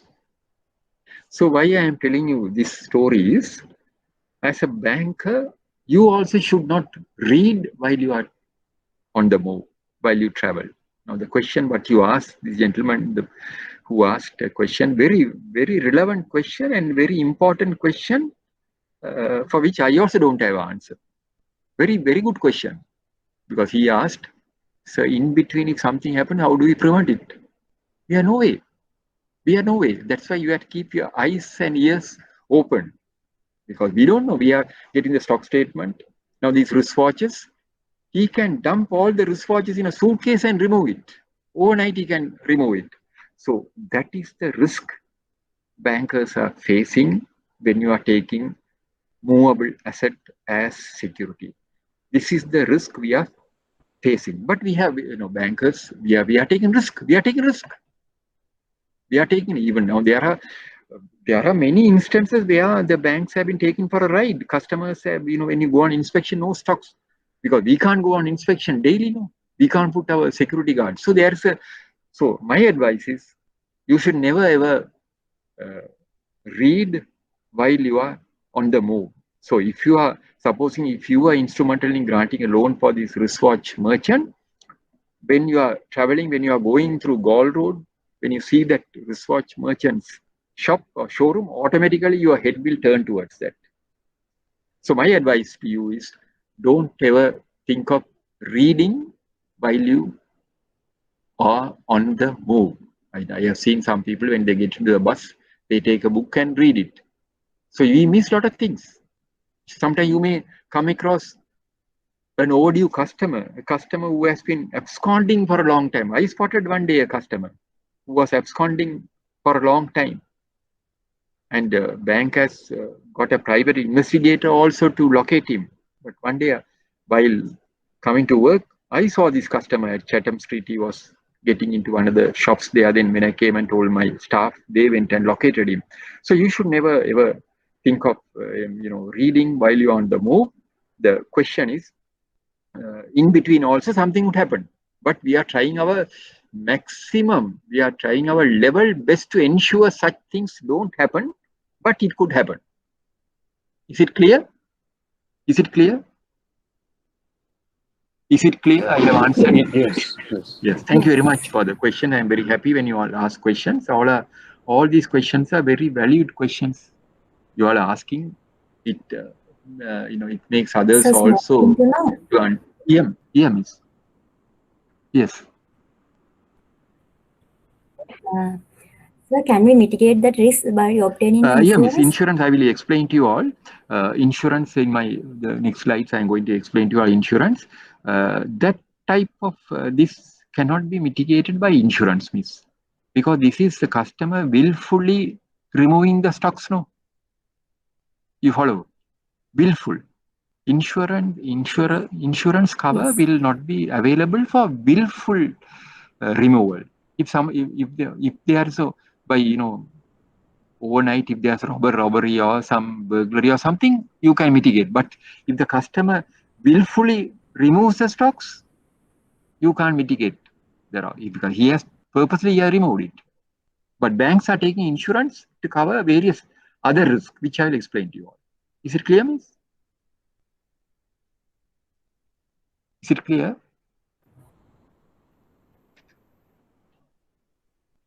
Can I move to the next one?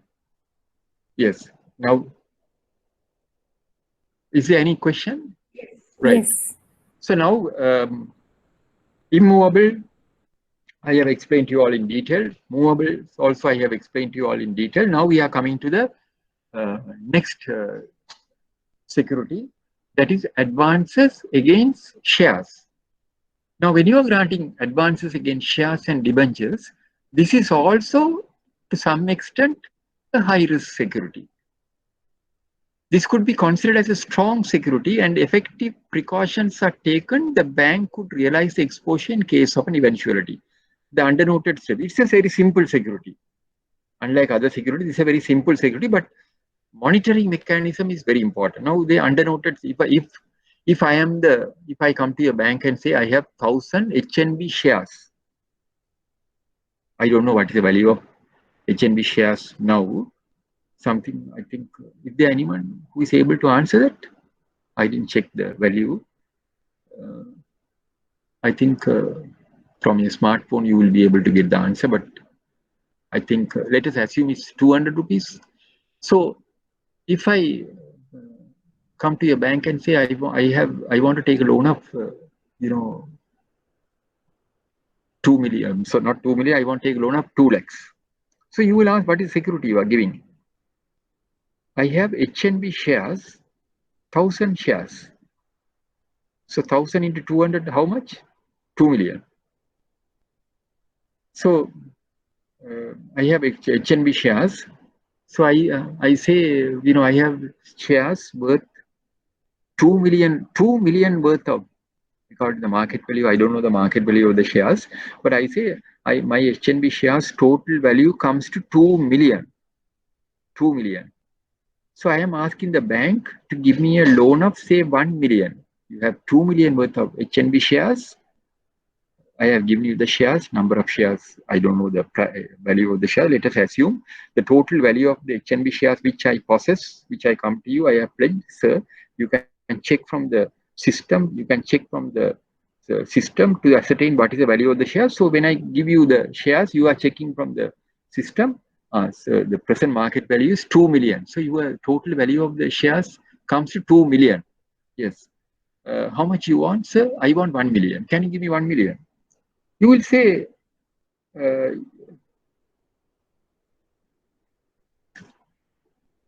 yes.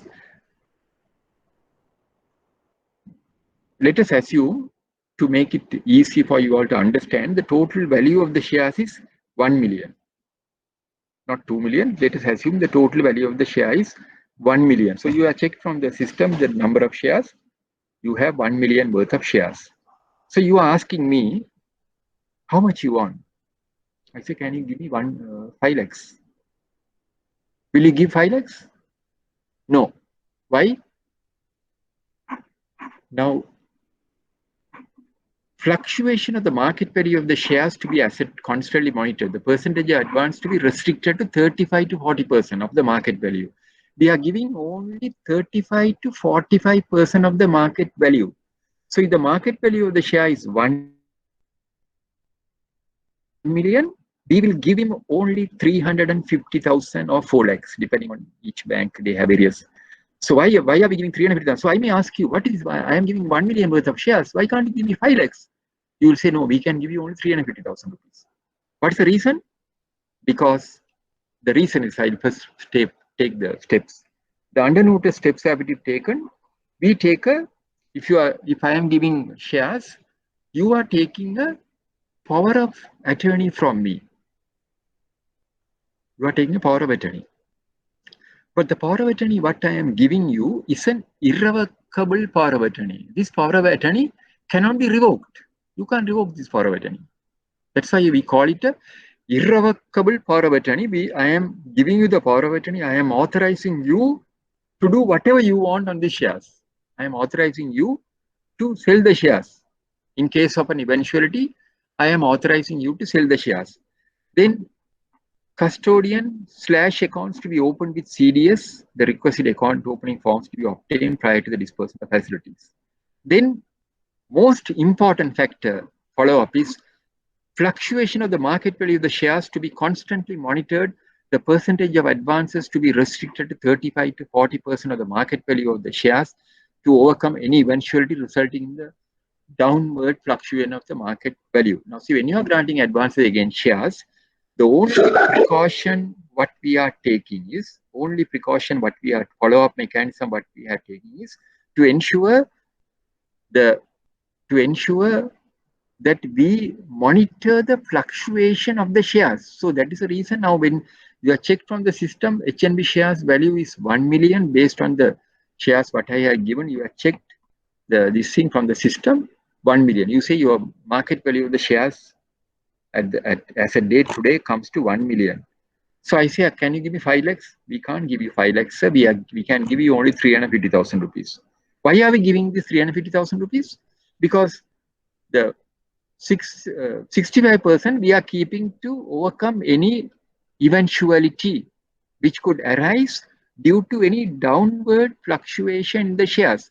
Now, this is the current situation is a very good example. Malanda, on the 7th of March, nobody expected government declared curfew. And this indefinite curfew continued till May or June 4th. I can't remember the date. And when the Colombo Stock Exchange was completely closed. So when it was opened, the share market more or less crashed, or share prices came down. So, but that is why you have given me 350,000 rupees. The 650,000 rupees spread you have been having to overcome any eventuality. So that's why when you are granting advances against shares, we have to monitor the fluctuation of the share. You have granted me the advance 350,000 rupees against 1 million worth of shares. Every week you are monitoring the shares. Every week you will monitor. Many of the banks, they have their own system. System will indicate what are the shares which has dropped, who are the customers who are having facilities against this, whether the margin is adequate. So if you feel after granting the loan, if you feel the share value has dropped to 9 lakhs, then you have to reduce my liability. If it's an overdraft facility, you will reduce the limit. If it is a loan facility, you will send me a warning letter saying, sir, the shares what you have given, the prices have dropped. We ask you to give us alternate security, or please deposit adequate funds to bring the margin to the stipulated level. And you will threaten me. You will threaten me, sir, if you don't do this within 7 days, we are going to dispose the shares. That you will tell me. You will warn me and say, sir, the HNB shares, what you gave 1 million, today it has come down to 8 lakhs. Or let us assume after the normalcy return to the country on the June 4th, your bank has told you to examine all the shares, all the facilities which are secured against shares. Your management has told to review the portfolio. You are checking the portfolio of the facilities which are granted against shares, and you find lot of the margin is not enough. Why? The share market has come down. Then you are immediately firing a letter to the customer saying the market value has dropped. We are giving 7 days notice. Overdraft, of course, you can reduce it. But if the customer has already utilized, so you are sending warning letters to the customer saying that we are giving 7 days notice. Share market has come down. The margin value has dropped, and please deposit adequate funds to your account to clear the excess. Failure to do so will compel us to dispose the shares for which I have given a power of attorney, irrevocable power of attorney. You are in possession of a very strong weapon. What is the weapon? Irrevocable power of attorney. When you say irrevocable power of attorney, the power of attorney what I have given cannot be revoked. No, I can give a power of attorney to anyone. I can give my power of attorney to my daughter today, and tomorrow I can go and revoke that power of attorney by putting a paper notice saying I have given a power of attorney, I want to revoke. But this particular power of attorney, what you are giving, what I have given to the bank is an irrevocable power of attorney. That means you can't revoke it. So you are in possession of that particular power of attorney. You will, for courtesy's sake, you will send me a letter for courtesy's sake. So this is a very good example. 2 months, this lockdown, curfew. After the curfew is lifted, when you come, you check your advances. Because 2 months you couldn't check it from your home. You can't check it because I don't think you can work from home. I don't think the bank could have provided the facility to check this type of system, this particular mechanism from your home. So some banks may not have. So when you are checking, first thing when you report to work, your management is telling, check all the advances which are secured against shares. Check all and report to us the shortfalls. My God, you are checking 2 months you could monitor. Now when you are in the bank, every week you have been monitoring. System itself will indicate and will generate a printout, will give you the system, 100 customers, where the margin is adhered to. Yes, margin is correct. Here, this particular customer A, margin has dropped. Such mechanism was not available at your disposal. So on June 4th, when the country was opened to normalcy, your bank has told, check your advances portfolio share, advances which are secured against shares. You are checking, alarming situation. Immediately you are firing a letter. For that only you are having that 65 to 60% spread you are having. You are comfortable. Your share market overnight, it can't drop. So you are giving 7 days notice. So this is the precaution which you have to take when you are granting advances against shares. Any questions on that? Is it clear? Any questions? Is it clear to you all when you are granting advance against shares? There may be a question. Is it clear?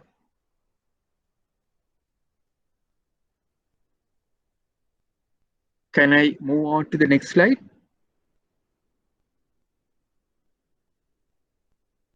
You all are there, no? Okay, sir. Yes. Right.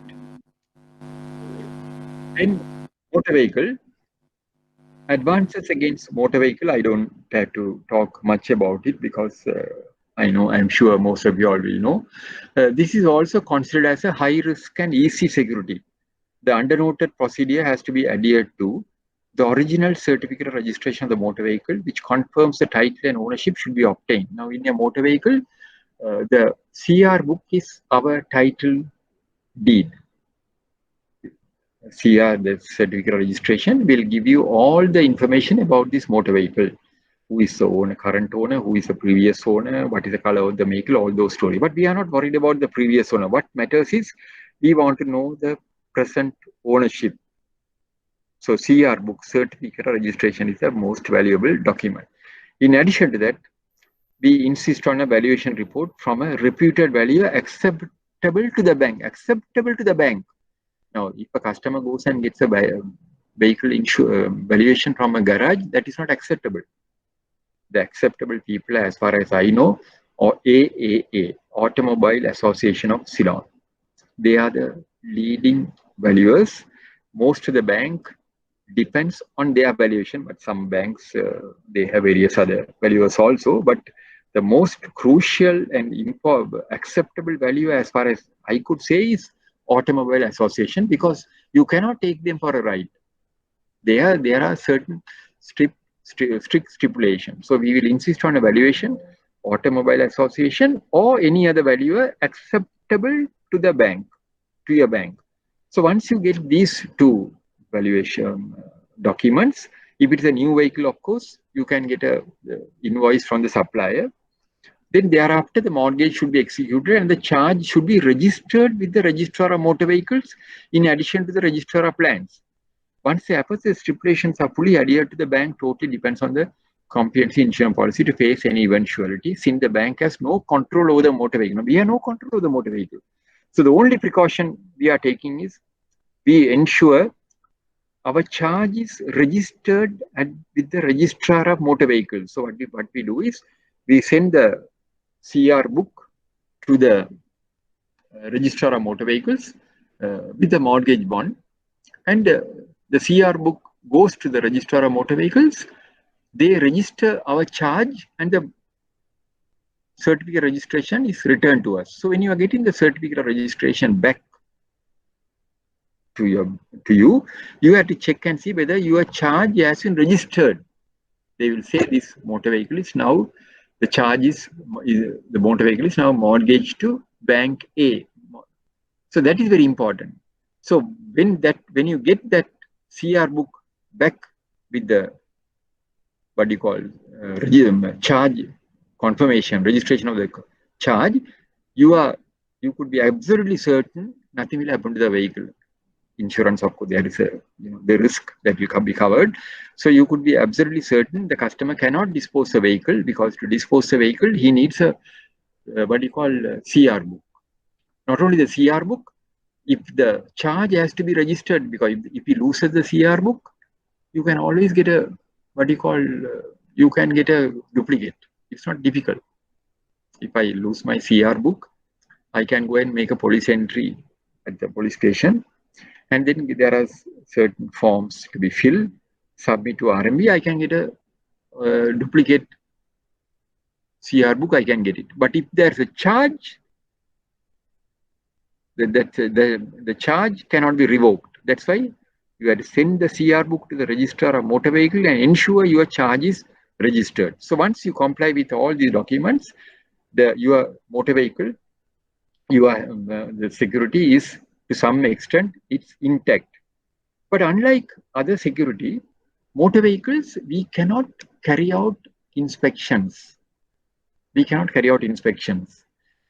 So some of the banks are having adapted a system. They have I know some of the leading banks, they have a system. Every year, now supposing if you have mortgaged your motor vehicle, let me ask you, I'm sure most of you all will be having your own vehicle. If you have mortgaged your motor vehicle to your bank, every year you will go to the bank for something. What is that? Can you all tell me? If you have mortgaged your motor vehicle to the bank, every year you will be compelled to go to the bank for something. Revenue license. Yeah, that's right. Very good. You'll go to the bank to obtain the revenue license. You will ask the bank to give a confirmation, extract of the CR. You'll ask the bank to give a confirmation that they are holding your certificate of registration. It's held under their custody. So at that time, some of the banks, depending on the customer, they insist the customer to bring the vehicle also to the bank.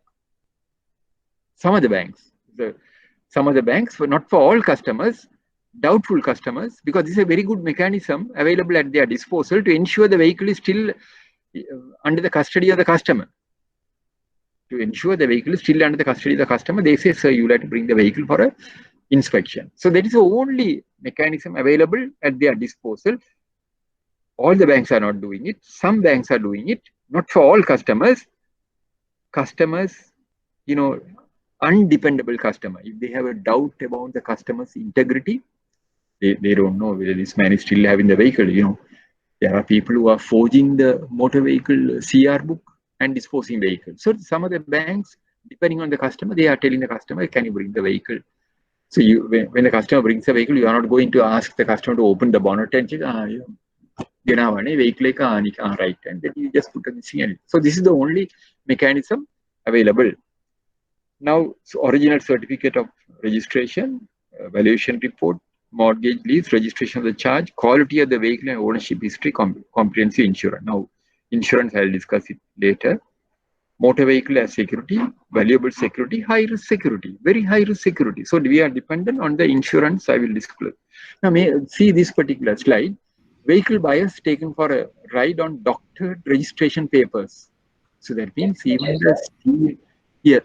Slide is not clear, sir. It has gone to the bar. This particular slide? Yes, the previous slides are also the same, sir. This is not clear. It has gone to the bar. We can see only your face, sir. Sorry, miss. I think it has. Now you can see. Now can you see? We can see, maybe. You can see? This clear? Is it clear, miss? Yes. Right now it's clear, no? Clear. I think I moved it. Now this slide is clear, miss. You can see this slide? Yeah. Right. So this is, it's sometime back it appeared in the papers. Vehicle buyers taken for a ride on doctor registration paper. That means there are people who are forging the CR book also, CR registration also. Now here police have, during a routine checkup, they have found at a particular place. So vehicle also we are having a risk. Then I think we can adjourn for. Do you want me to adjourn or you want me to continue? You all are at the comfort of your home. You all want me to adjourn or can we continue? The choice is yours. Maybe for about 10 minutes. Right. So now, just before adjournment, we touched on motor vehicles. So now we are coming to the next security, life insurance policy. Now, this is a life insurance policy. Can you all see my face? Because there was some technical disruption. Can you all see? Yes. The slide is also clear? Yes. Right. So now this particular slide, you can see life insurance policy as security. Life insurance policies are obtained as security as an additional comfort to face any eventuality, mainly in cases where the commitments are met by one individual. Banks take the life insurance policy to overcome any unforeseen circumstances which results in the demise of the borrower. Now, what is this life insurance policy we are talking about? Let us take one example, a salon, right? A salon, a person who is having a diploma in hairstyling. Now, some of the salons you find they have put framed certificates, diploma in hairdressing, like that. So, one gentleman who is having a salon, the simple example, he comes to your bank and says, I want to do some renovations, modernize my salon, for which I need about 5 lakhs. This simple example I am giving. I need about 5 lakhs. What is the security he is offering? He says security, of course, he does salon, you can't ask for stocks, nothing. He may give 2 guarantors. 2 guarantors, that is also useless, but 2 guarantors. But then you have gone through his record and you find this gentleman is earning for a day, his turnover for a day is about 20,000 rupees. Because there's a big demand in his salon because he's operating in a what you call highly residential or commercial area. Let us assume at Shangri-La Hotel. He's having a salon at the Shangri-La Hotel, and a lot of high net worth customers are coming there. So he's earning about 20,000 rupees for a month because, and he has the certificate also. So you have gone through it. You are satisfied. You are asking the customer, can we see the your records? So for the last 6 months records, he has shown you, and you find he has a very high client base. So you want to give him a loan of 5 lakhs, for which you have asked for 2 guarantors also, he has given. Now here, I am asking you a question. What is the risk you are seeing in this particular salon? What is the risk? You don't have to worry because he has a what you call salon at the Shangri-La Hotel, and he's there. He's a young fellow. He has the what you call qualifications, and daily he's earning about 20,000 rupees, for which he has submitted documentary evidence. So you are very happy, and you have also 2 guarantors that also he has given. What is the risk? I am asking you as a banker. What is the risk you are having here? There is a risk. If the salon owner comes to your bank, he has come to your bank for a loan of 5 lakhs. He wants to buy some equipment, modernize it. You have asked for the business turnover. He has given for the last 6 months. Daily, he is earning about 20,000 rupees because his charges are ranging from 3,000 to 5,000 rupees per client. Because when you say Shangri-La Hotel, all this, the client base is very high class people only coming there. And so what is the risk you are having? He has satisfied your requirement as 2 guarantors. You are satisfied of his ability to repay the loan on the due date because he has a very big demand there.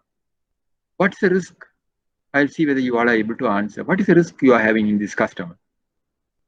What's the risk? And you all, there is a risk there. Yeah, risk of non-payment is also there, but as far as you are concerned, because you had done everything, his saloon is occupying saloon at saloon is located at Shangri-La Hotel. So you are giving a short-term loan. You are giving a loan only for to be repaid within 1 year. You are asking for 3 years. He said, no, I don't want 3 years. Give me for 1 year. I'll pay within 1 year. So you are given.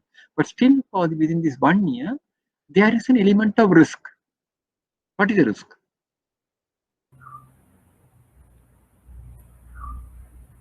Think carefully. There's an element of risk.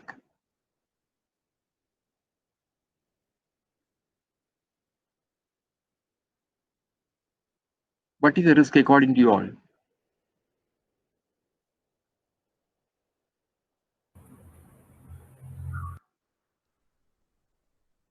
Think of the saloon owner.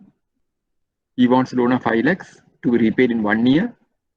He has he has a very heavy client base. So there's no problem in recovering the loan. He will definitely repay the loan. He will not default because he is generating enough income. But still, for all, as a banker, you are thinking of something.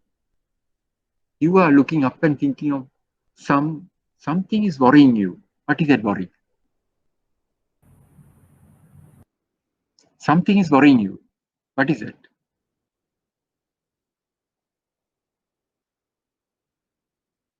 Any guesses?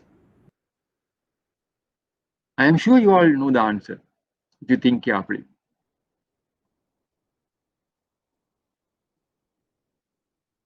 Something is worrying you.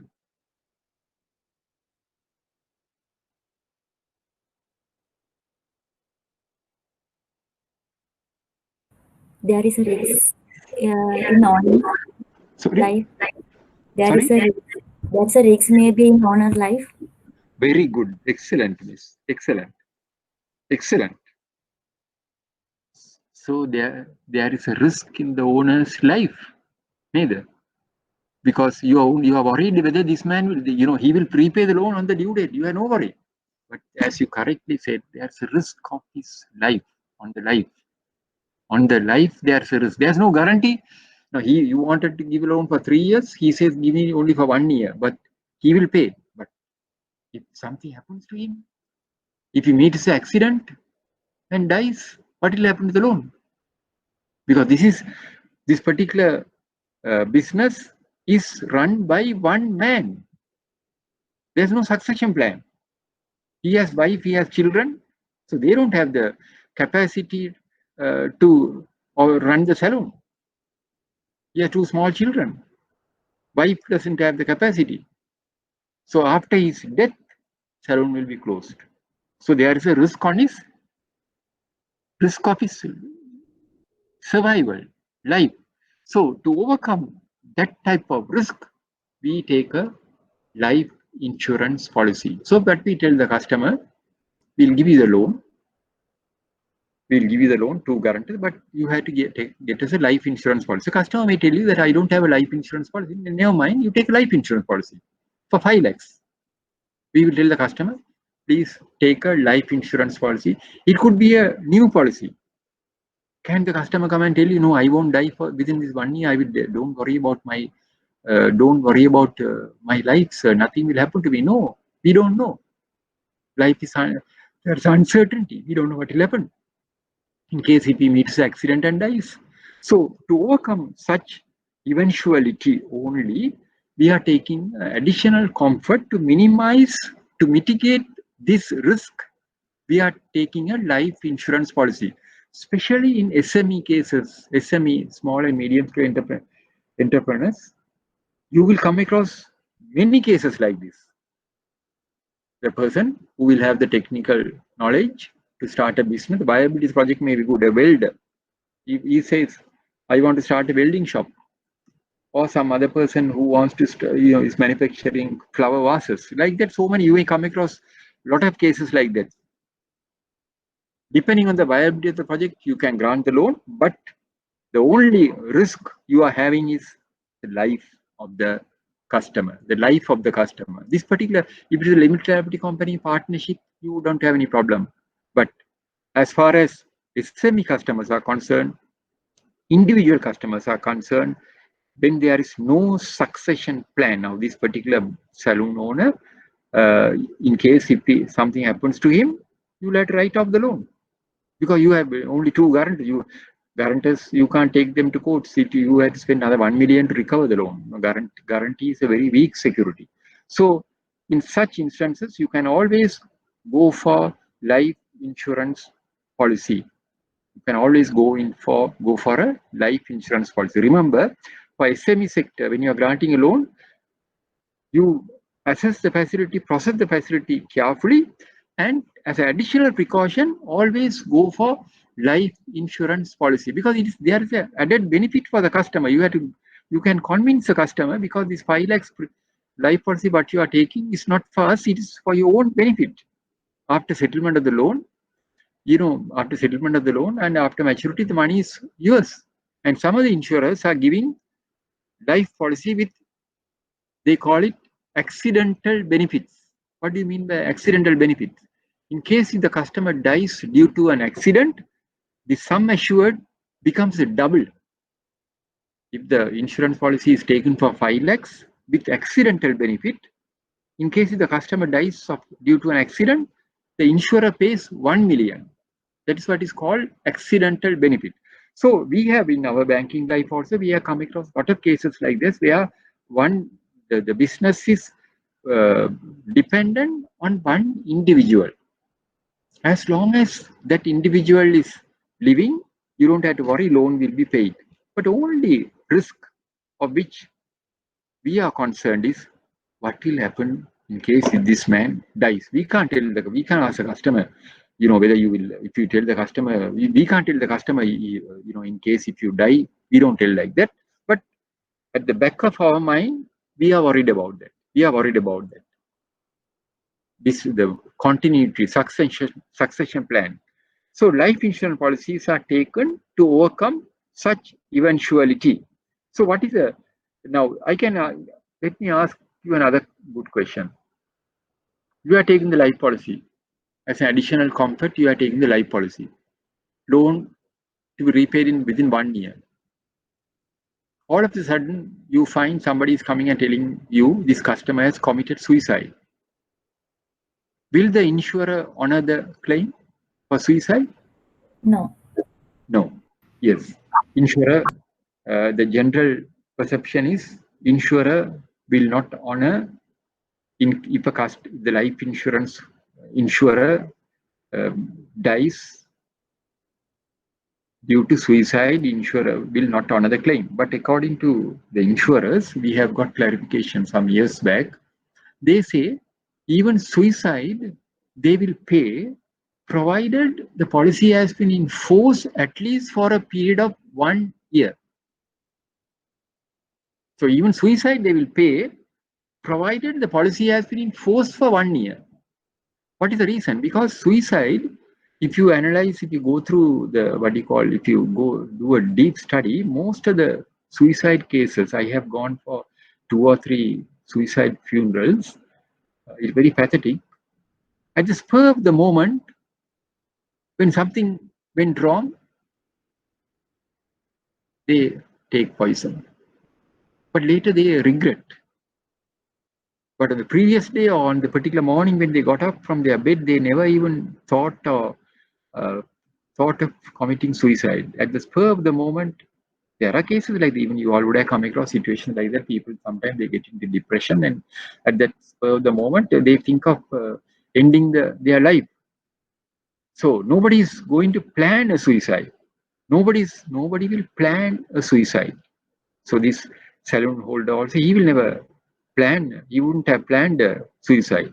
So nobody is going to say today is 21st of June 2020. I have a plan of committing suicide, but I have postponed because my life policy, 1 year period will end only next year. So suicide. So that is the reason even insurer. But normally when you ask people whether insurer will pay on suicide, the answer is no. You correctly said the answer. When I asked suicide whether they will pay, you correctly said the answer is no. That's the correct answer.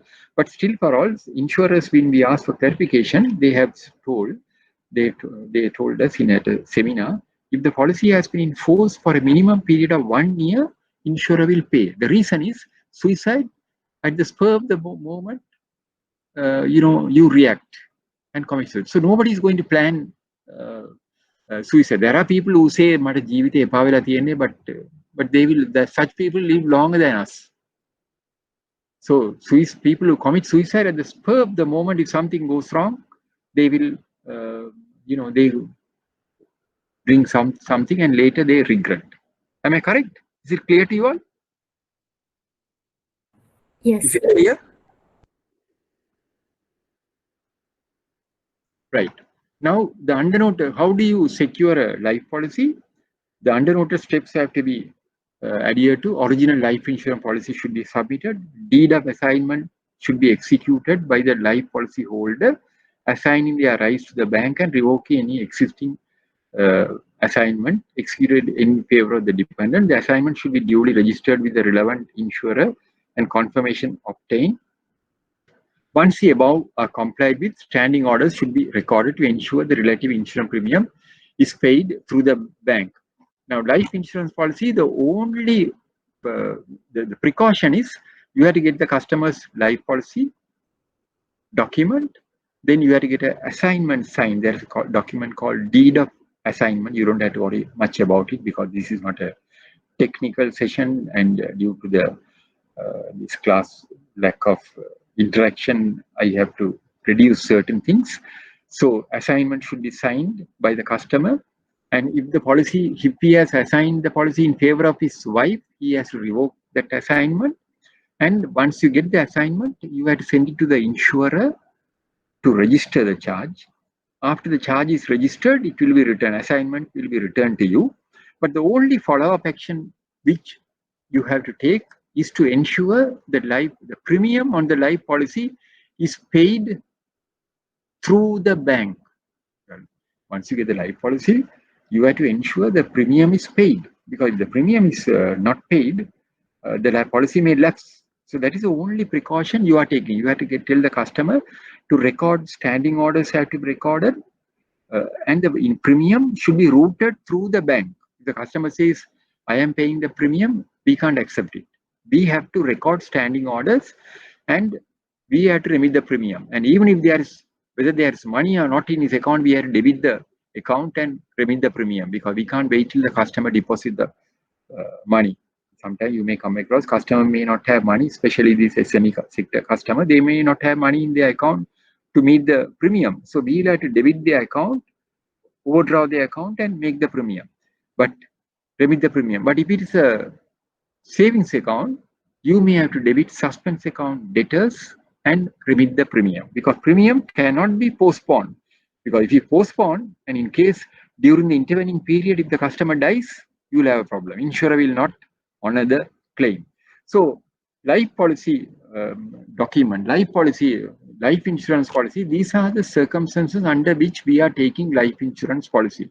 So remember, in your bank, in your day-to-day life, if you come across situations like this, where when you process, assess, appraise a facility, you are convinced this business is dependent on one person, as an additional precaution, you can always go for life insurance policy. Remember, this saloon owner's case, which I have given as an example, is a very good example, because he is generating enough income. He is generating enough income during the, because he is having the saloon at the Shangri-La Hotel. Daily, he is earning about 20 to 25,000 rupees, for which he has shown documentary evidence. So you don't have to worry about it. The repayment of your loan is, to some extent, it's guaranteed, but your only concern, your only worry is whether this man will live until the loan is settled. So you have risked, you have balanced that risk also by taking a life insurance policy. Is it clear to you all? Is it clear? Any questions on that? Any questions? Can I move on to the next one? Okay, sir. Right. Thank you. Now, sum assured and surrender value. What do you mean by sum assured and surrender value? Now, if I go to an insurance company today and say I want a life policy for 1 million, insurer will give me the life policy for 1 million. So that is what is called sum assured. I want a life policy for 1 million. Insurer is giving a life policy for 1 million. So what is the sum assured of this life policy is 1 million. If you ask what is the surrender value of this life policy, it has no value. You ask an insurer what is the, now I have taken a life policy for 1 million. Let us assume last week I went to the insurance company, one of the insurers. I have taken a life policy for 1 million. Insurer has given me a life insurance policy for 1 million. Now with this life insurance policy, I am walking into a bank and I say, sir, I am having a life policy for 1 million. It is 1 million, value is 1 million. Then you will ask the insurer, I have got a life policy for, we have got a life policy of 1 million. Can you give us, what is the surrender value of this life policy? What will be the surrender value? Nil. It has no value. Surrender value means a portion of the premium what I have paid, say the policy has been forced for a minimum period of 2 to 3 years. If I have paid, say 30,000 rupees by way of premium for a period of 3 years, a portion of that 10,000 or something, the insurer will give as surrender value. In other words, now see, if my life policy is for 1 million, sum assured is 1 million. So to get this 1 million, I have to die. Insurer is liable to pay this 1 million only in case of death or maturity. Only in case of death or maturity. They are not going to pay this 1 million if I default the loan. But when you ask for surrender value, what is surrender value? Now, this particular policy will not have any surrender values. When you ask the surrender value, they will say nil. Why? Because this is a new life policy. But if the policy has been in force for a minimum period of 3 years, and if I have paid 30,000 rupees, they may give a surrender value of 10,000 rupees only, depending on the insurer's own stipulation criteria. They may give, I have paid 30,000 rupees premium, they may give surrender value 10,000 rupees. So to get this 10,000 rupees, I need not die. The customer need not die. Remember, customer need not die, because if I default, you can surrender the life policy and get this 10,000 rupees. That is what is called, that's why they call this surrender value. When you surrender the policy, they will pay you 10,000 rupees. So new life policy will not have any surrender value. So it will have only the sum assured. So this is the difference. Sum assured and surrender value.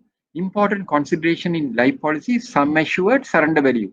To get the surrender value, now supposing if I come to your bank with a surrender value and say I have a surrender value of 10, this policy has been forced for 3 years. Policy has been forced for 3 years and there is a surrender value. And you may ask what is surrender value? I say surrender value is 10,000 rupees. Then without any hesitation, you will give me 10,000 rupees. Why? Because you have a surrender value for 10,000 rupees. And if I default, you can surrender the life policy and get the money for which the customer need not die. So sum assured is the amount of the life policy. Sum assured, it has no value. It will have a value only in case of death. So if the saloon holder, if the saloon owner, if he comes to a bank and if you ask him to get a life policy of 5 lakhs, he will say, sir, this is a policy, it has no value. You say, yes, we know it has no value, but it has a value only in case of death or maturity. So that is what is called sum assured, surrender value. Sum assured, the amount of the policy, the sum assured will become payable only by the insurer only on the death of the policyholder or the maturity of the policy, whichever occurs earlier. Surrender value, the entire amount stipulated as surrender value by the insurer will be paid by the insurer if a claim is made by the bank. Surrender value becomes payable anytime, even before maturity or the demise of the policy holder. Is it clear to you all? This time. Is it clear?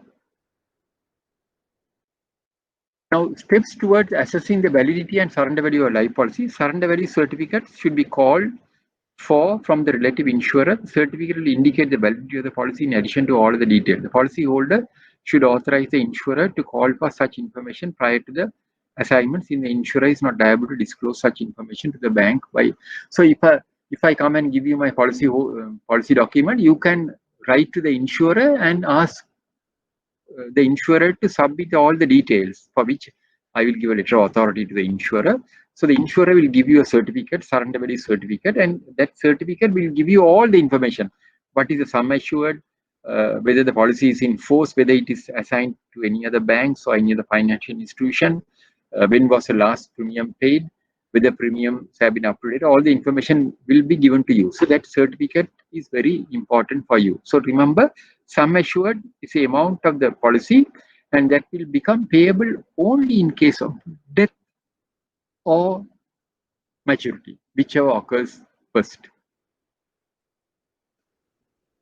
So now, guarantee as security, you don't have to, I don't want to spend much time on this guarantee because it's a very simple form of security where the banker obtains the signature of the guarantor on a standard printed form. Now even the guarantees, banks are not taking guarantee because it has no value. The value of such a guarantee will totally depend upon the ability of the guarantor to honor the commitment and willingness to pay when called upon by the bank. Failure to honor such undertaking will compel them.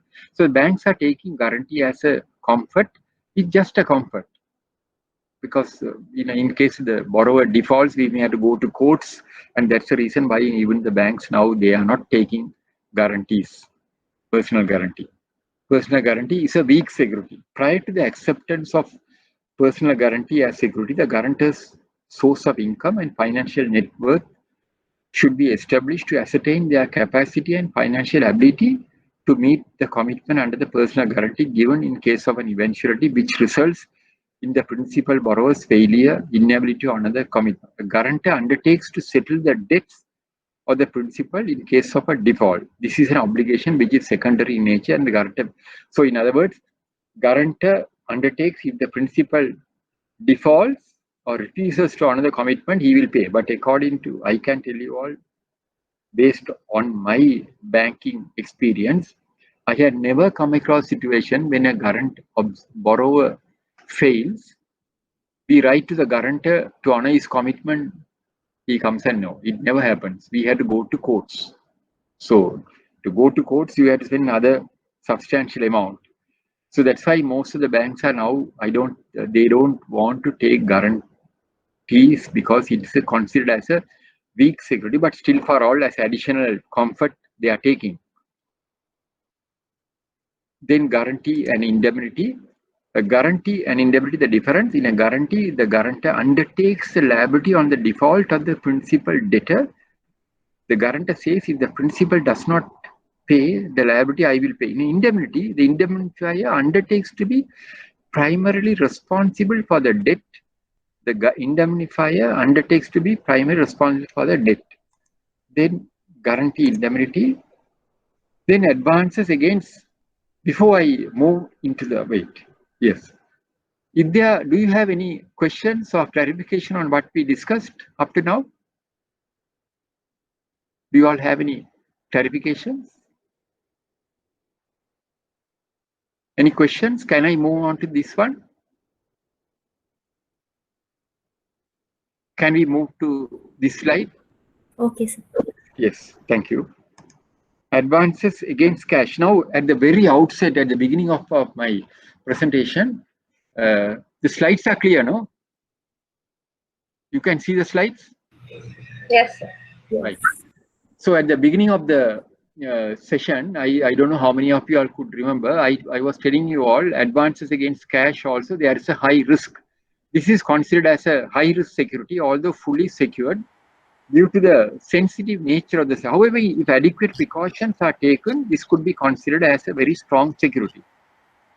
Under notice stipulation, letter of set-off duly executed by the deposit holder, which should be duly witnessed to ensure the authenticity of the depositor. The relative account should be blocked and the certificate of the deposit, as applicable, should be held under the custody of the bank. Now, what are the advances against cash security? Now, as I told you all, in one or two banks, major banks, some frauds have occurred, running into 300 to 400 million on this security. How did this happen? How did this happen? The signature of the deposit holder has been forged. Some of the bank people, internal people, have forged the signature of the deposit holder. And they have got two innocent staff members to witness the signature. They have got two innocent staff members to witness the signature. Ultimately, these two innocent people who signed as witnesses also lost their job. So this could have been prevented if the people who signed as witnesses exercise caution.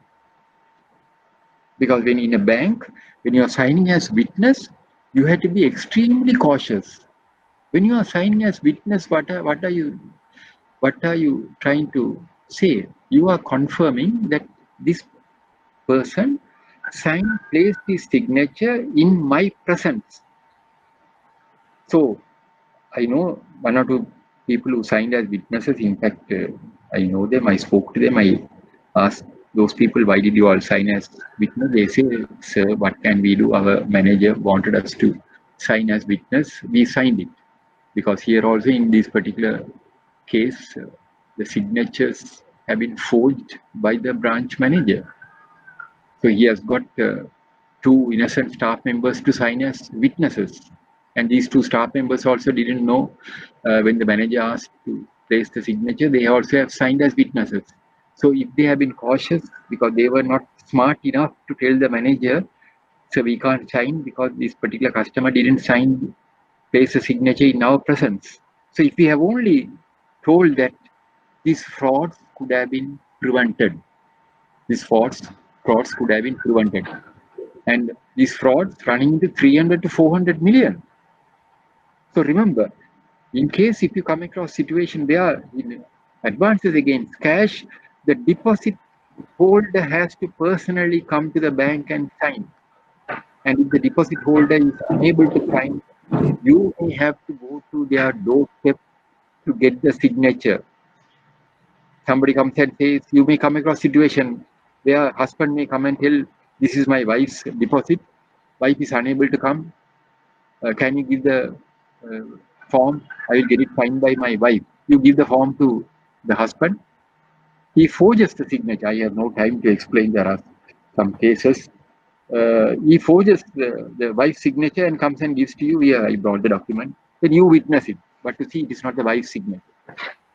It is not the wife's signature. He has forged the signature. There are cases. We have detected such cases. So remember, advances against cash security is a high risk security.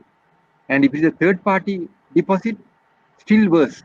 There are cases, there are customers who will come and tell you that my mother is unable to come to the bank, then the document is signature again. So you give it, but Amma has not signed, son has signed, forged the signature, and he comes and gives to you. So in such cases, if the customer is unable to come to the bank, you can go to the customer's doorstep, deposit holder's doorstep, and get it signed. So don't ever witness any document unless and until it is signed in your presence. This is a good lesson for you all. You all must understand.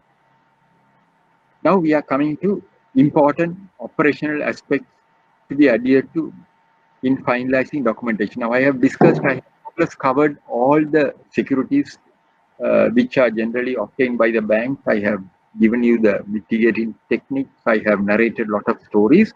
Now I am going to briefly tell you all the operational aspects. Now, types of borrowers. These are the legal entities of borrowers.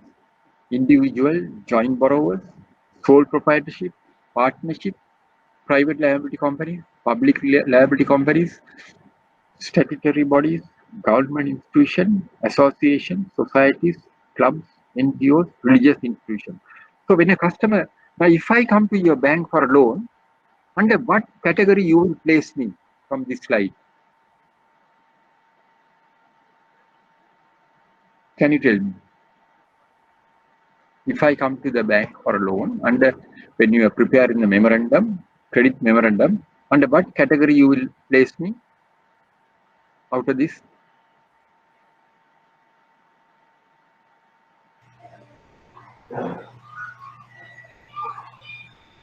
Individual.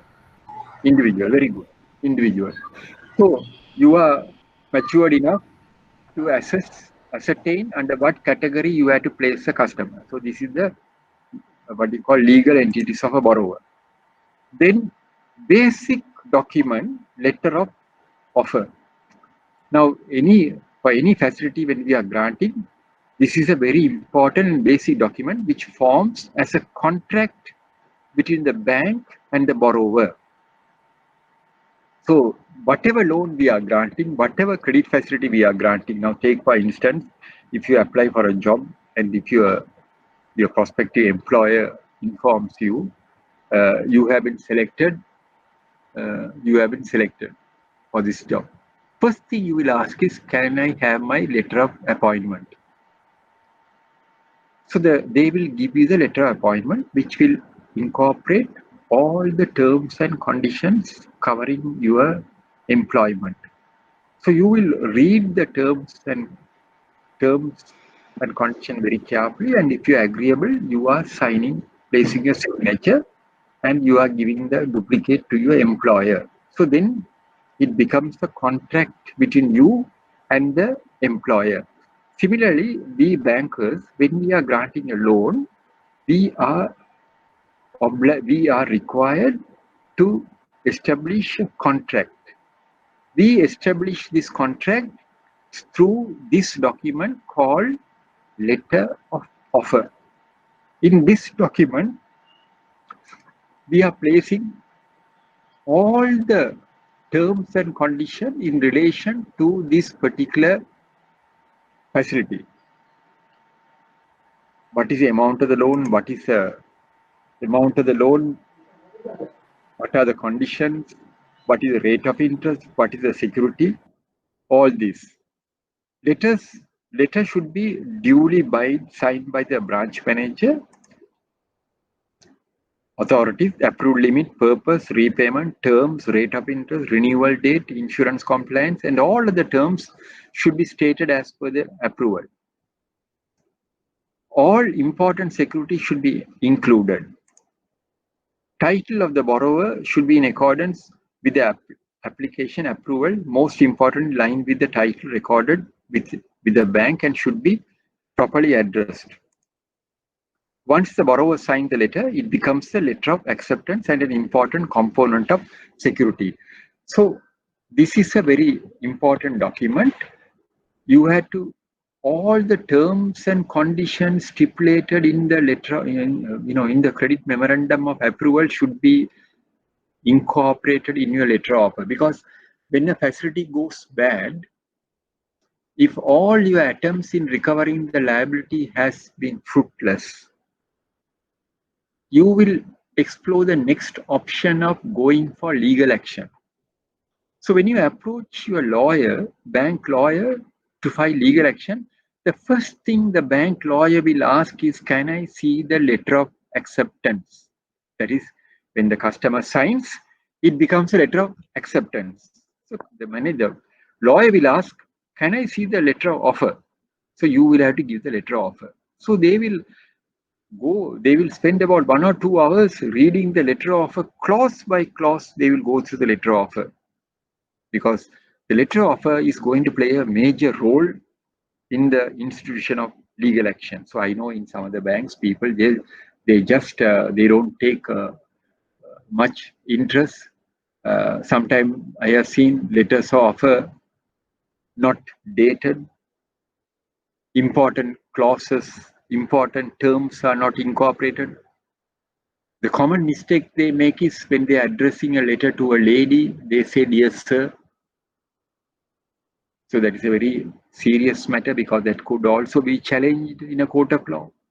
Because they address a letter to a lady, they say, "Dear sir." So like that, letter of offer, when you are signing the letter of offer, you have to be very, very careful. You have to ensure each and every, all the terms in relation to the facility are incorporated in the letter of offer. And the securities and all those things. So this is a basic and important document.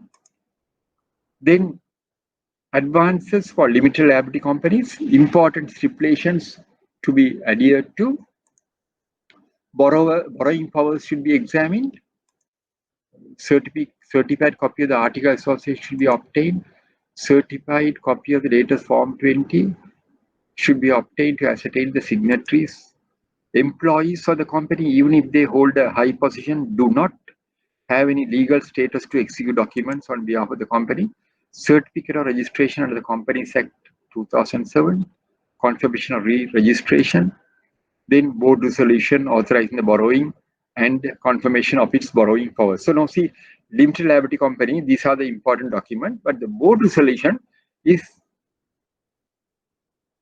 another important document. It plays a major role. Now I can tell you the necessity of reading each full stop and comma in your documentation. I can give you a good example.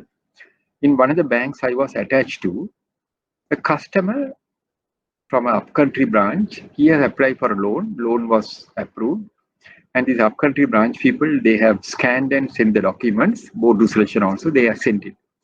So when it came to me, and all our people have gone through it, some of the young people like you all don't have the patience to go through it in detail.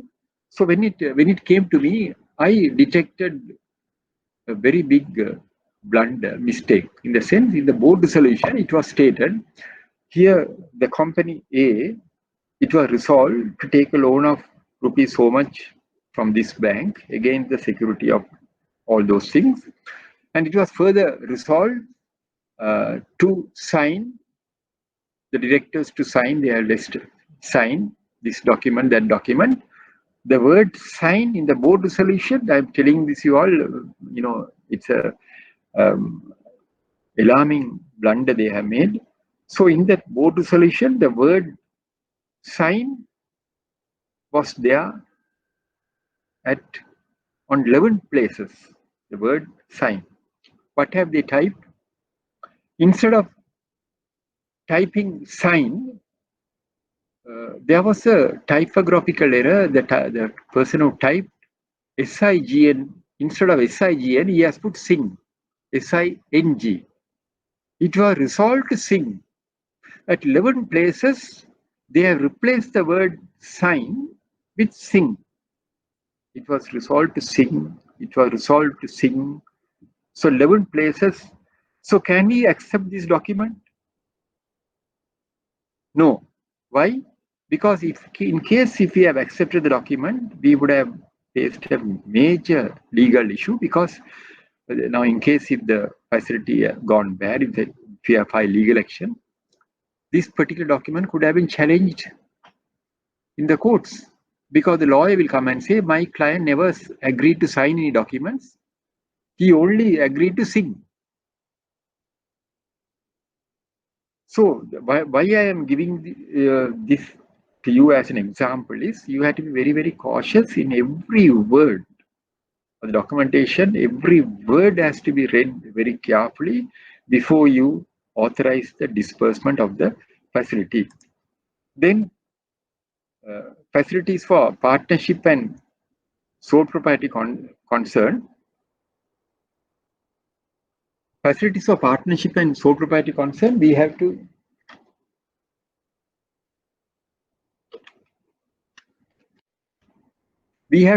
ensure the existence of the firm's constitution should be ascertained prior to the execution of any security. business registration certificate should be certified by the partner's proprietor, confirming its existence. Any change in the constitution of the firm will render the bank security documentation void and will expose the bank to greater risk. This makes the certification a mandatory requirement. That means in a partnership and sole proprietorship, unlike in a limited liability company, in a partnership, in case if I am a partner, and if I have come and taken a loan from your bank for my partnership, and in case after taking the loan, if one of my partners resign from the job, or in case one of my partner dies, the partnership becomes invalid. As a result of that, the documentation what you have taken also becomes null and void. The documentation what you have taken also becomes null and void. So that is the reason why every time when you are granting a loan to a partnership, we had to get a certification for the partners confirming the existence of the firm's constitution. We have to confirm that the constitution of the firm is still intact and there is no change. In case if one partner resigns, that partnership agreement becomes null and void. If it is a sole proprietorship also, we have to get a certificate. Why? What's the reason? Because if I have, let us assume that I have come and taken a loan, I am the sole proprietor of a business concern. I am running a business, I am the sole proprietor. After taking the loan from you, at the time I have given a confirmation that I am the sole proprietor. After taking the loan, I go and convert my business into a partnership with a friend of mine. Then the documents what you have taken becomes null and void. So that is the reason why every time when we are granting a loan or an enhancement to a partnership and sole proprietorship, we get a declaration from the partners or the sole proprietor confirming the existence of the proprietorship or the partnership. What happens in most of the banks is they get a certification from the current account manager. That is not the certification we want. We want the certification from the holder of the part, from the sole proprietor and the partnership concerned, saying there is no change. They give a confirmation. Then you may ask after granting the loan, if he goes and makes a change, how do we track it? We track that. How do we track it?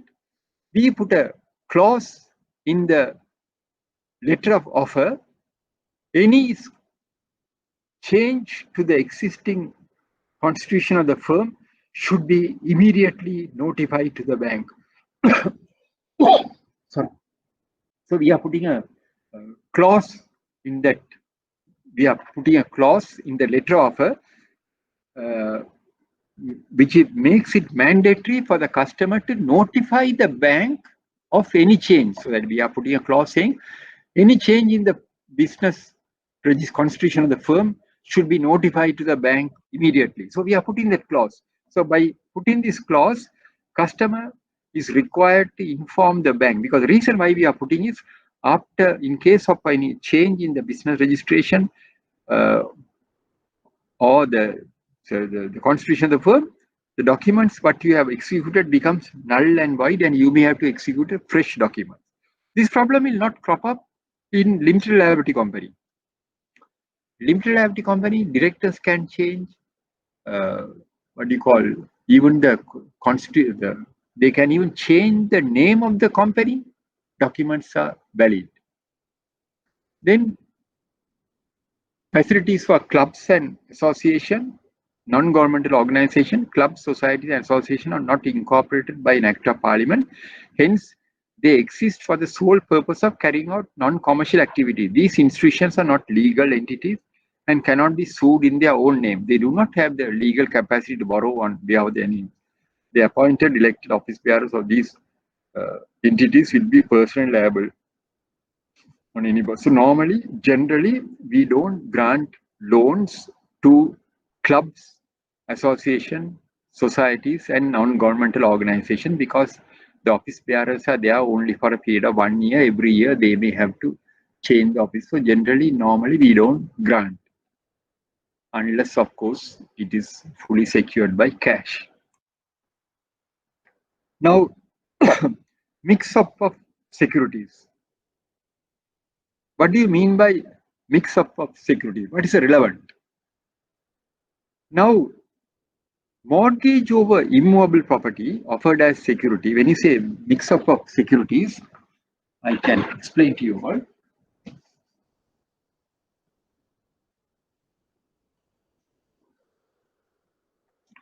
Now, if I want a loan of 10 million from your bank, I want a loan of 10 million for which I have given you an immovable property 20 million. You can see the board. You can see the board. Yes. You can see the board. Yes. Yes.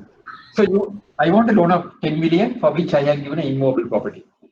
And you have processed the loan. After processing the loan and after going through the documentation, your valuer says, your bank valuer says, the property, I have valued the property at 15 million. Although I say it is 20 million, your bank valuer says I can give only 15 million. Then you are, because normally we grant only 50%. So you are telling me, so we can give you only 7.5 million because your property is valued by our valuer at 15 million. So we can give you only 50%, we can give you only 7.5 million. Then I insist, as a customer, I will insist, no, I want 10 million. Because I want this money for a particular purpose, I want 10 million. So you say, no, we can give you only 7.5. No, I want 10 million. What is the remedy? Then I will tell you, I can give you some stocks. I am involved in textile business. So I have some textiles, which I can give you as security. I have 10 million worth of textiles. So for the shortfall of 2.5 million, why not take these textiles? You take these textiles. Now this is property.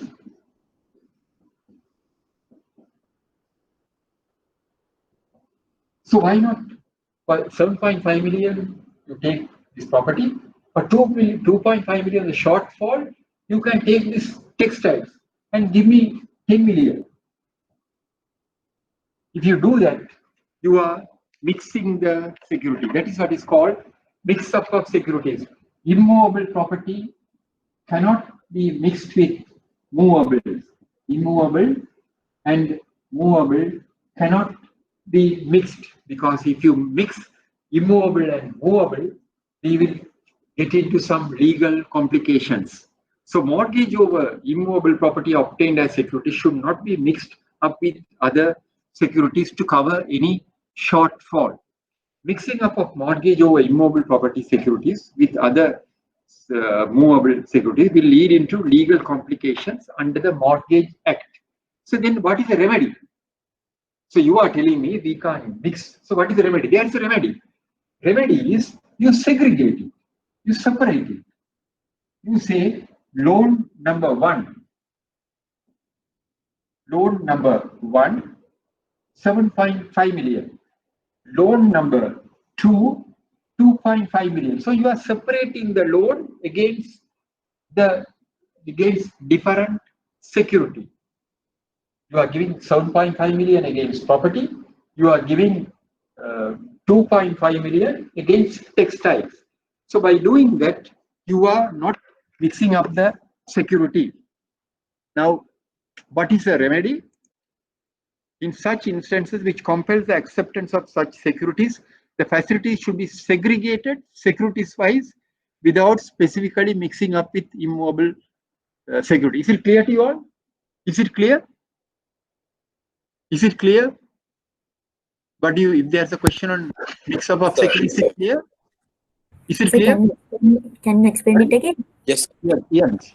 Now, you can see the board, no? Now, say I am a customer. I come to the bank for a loan of 10 million. I come to the bank for a loan of 10 million and I say I am having a property worth 20 million. I'm coming to a bank for a loan of 10 million and I say I am having a property valued at 20 million. And when you process the facility, after doing the valuation, your valuer says this property is valued at 15 million, not 20 million. Then you are compelled to reduce the facility to 7.5 million. You are telling we can give you only 7.5 million. I will. This might confuse you. I will write it again.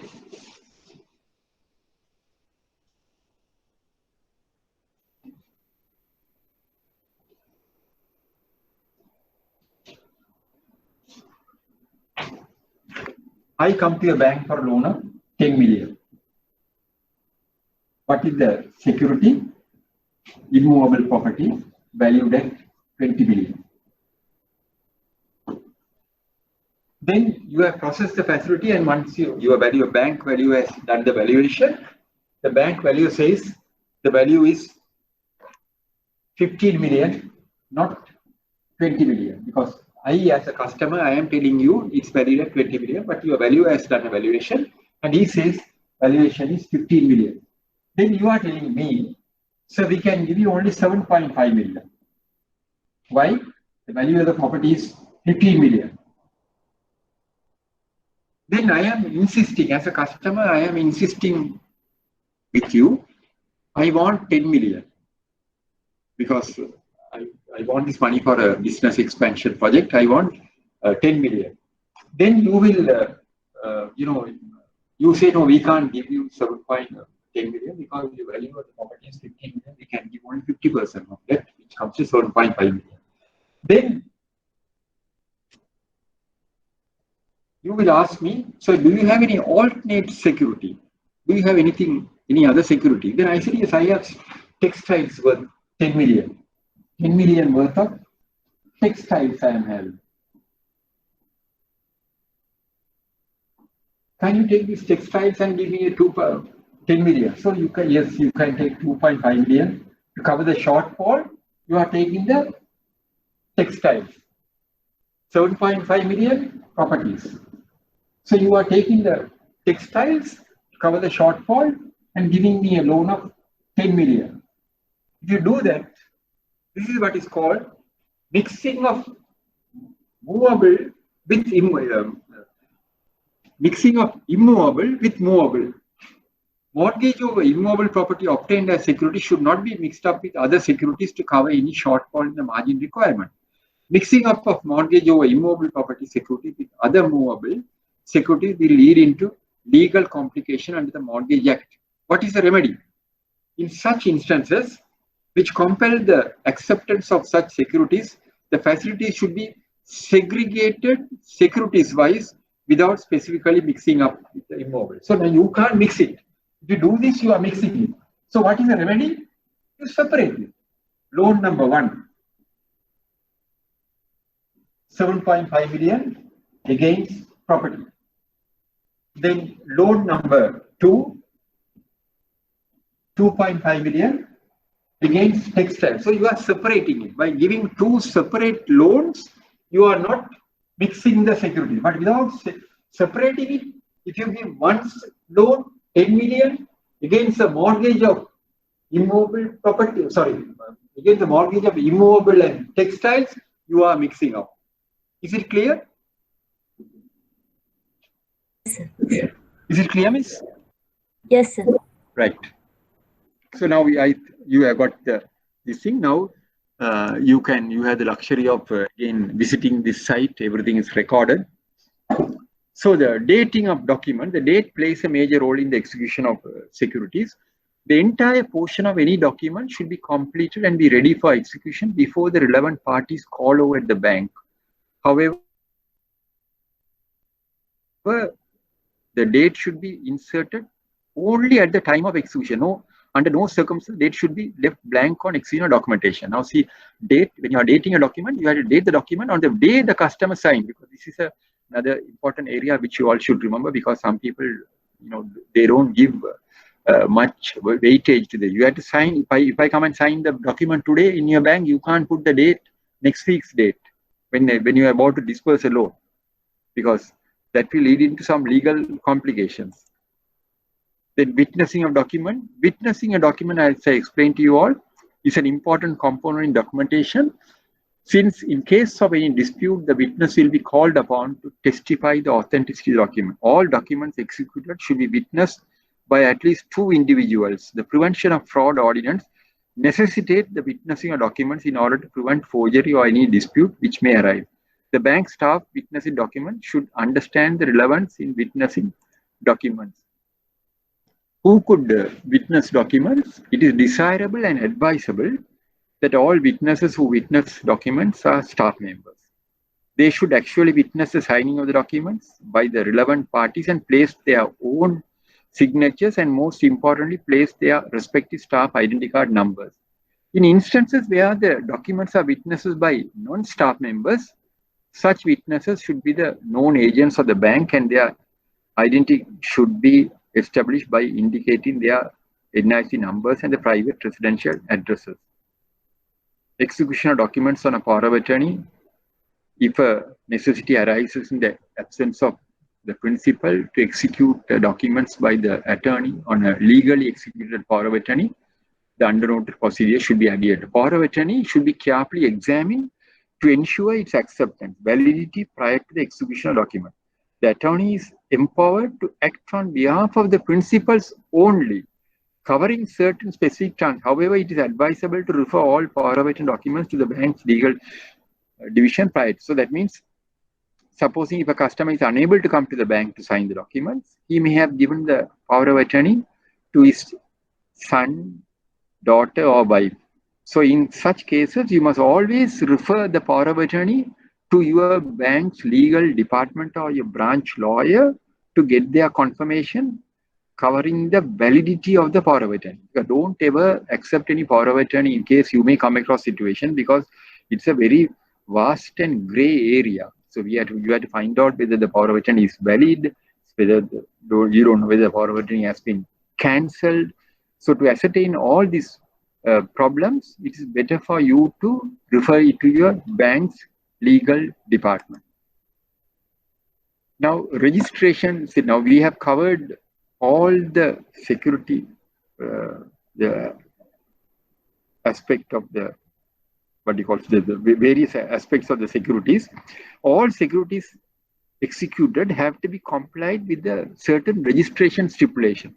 Now, all movables to be registered within 21 days at the appropriate land registry. If a charge is created over an asset of a limited liability company, such asset should be registered additionally with the registrar of companies. All mortgages executed over motor vehicles should be additionally registered with the registrar of motor vehicle. All for immovable property, there is no mandatory period. However, to ensure priority, it is advisable to ensure its registration promptly. So all movables have to be registered with the registrar of motor vehicles within 21 days at the appropriate land registry. For immovable, there is no mandatory, but that also is preferably, it is better to register it as quickly as possible. For movables, if you register after 21 days, after the expiry of 21 days, it loses the legal cover. It has no validity. Then, now I am coming to the important aspect. Now see, I have more or less covered all the securities which are generally accepted by the banks.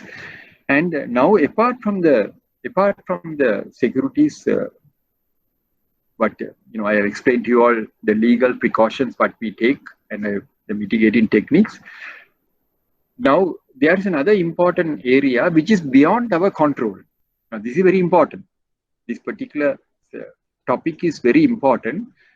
Major risk apart from our documentation. The bank is not only exposed to greater risk due to the carelessness in the execution of documentation and its management, it also faces a major risk in realization due to an eventuality which is beyond our control. This could arise unexpectedly and could take us by surprise without any prior warning, notice due to natural and man-made calamities. To overcome this risk, the bank depends on insurance and takes comfort under the umbrella of insurance. Now, importance of insurance. To overcome this risk, we take comfort under an umbrella called insurance. This is an umbrella which could be purchased only when there is no rain and under excellent weather conditions. Bankers should at all times be in possession of this umbrella to protect them from any eventuality. This umbrella gives us peace of mind. Importance of insurance. This is an umbrella which a banker should possess at all times. This umbrella cannot be purchased during rainy days. It could be purchased only when there is sunshine. It is absolutely essential on every asset on which the bank has an interest is adequately insured. In the joint names of the bank and the borrower, bank has a legal interest if the asset is mortgaged. All bankers should remember that fire, destruction in various forms could arise anywhere, anytime without any warning or advance notice. Hence, we have to be ready at all times to face the eventuality. What is insurance? It is an indemnity assurance given against an uncertain, unpredictable occurrence of future calamity which is beyond anybody's control. Now, see this particular, some slides I am going to show from news clips. Fire in PETA destroys shopping complex. This is fire at PETA next to Titus stores. Fire destroys shoe factory. Fire at Unity Plaza. Fire at Maragama. Fire at Panchikavatta. Fire at Keralapitiya. Fire at Apico. Reckless driving causes over 9,000 car accidents. No limit building destroyed by fire, 300 million damage. 17 shops burned in Namavanala. Clothing factory in flames. This is Kiandapuluwanda. What is this clothing factory? Hamidias. It's stated here. Can you all tell which is this? This particular. No. Cool Planet. Yeah, very good. Cool Planet. Cool Planet. Cool Planet Bathramulla. So it's cool. No more retail chains. Store reduced by Inferno in Pelavatta. Now see this particular one went under water. This is also another massive complex flood water. Risk faced by banks, man-made calamity, natural calamity. Mobs destroy Sri Lanka's largest pasta factory.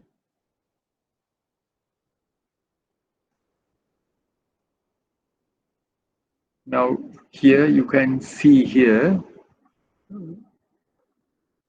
Now this one, these are very good. It's eye-opener. Risk faced by banks, man-made. Then mobs destroy Sri Lanka's pasta factory. Company estimate made damages 700. This is immediately after the Easter Sunday attack. Then this is also same factory. So now I want you to concentrate on this particular slide. Look at this particular slide. Risk faced by banks. Now this is a very good eye opener for us. Now the first slide, man-made calamity, no limit building destroyed by fire due to mob violence at Panadura. In Panadura, this no building this thing was destroyed due to mob violence. Then no limit. This is also no limit. Can you all tell me where is this one? No limit. Flood waters. It went under flood. A major city which very often goes underwater. This one. Ratnapura. No limit. Ratnapura. This is no limit panel. So you can see these two. This is a very good eye opener for you all. These two are beyond your control. Now, the stocks which are mortgaged to you, the wristwatches which are mortgaged to you, the textiles which are mortgaged to you, the building which are mortgaged to you, overnight it could be damaged due to man-made calamity, due to natural calamity, both of which are beyond your control. So how do you overcome that? To overcome this particular risk, only we are depending on insurance. Now, important aspect, now when you are taking insurance, important aspects to be checked on insurance policy. Insurance should be obtained to cover the full value of the asset and not the facility of the amount, not the facility amount. Now, some of the bankers, they make a mistake. Now, supposing if I want to take a loan of 2.5 million to buy a car, I am buying the car for 5 million. I am buying the car for 5 million. I am having a shortfall of 2.5 million. So I come and I mortgage the car to your bank, take a loan of 2.5 million to meet the shortfall. Purchase price is 5 million. What is the amount of the insurance you will take for the car? What's the amount of the insurance?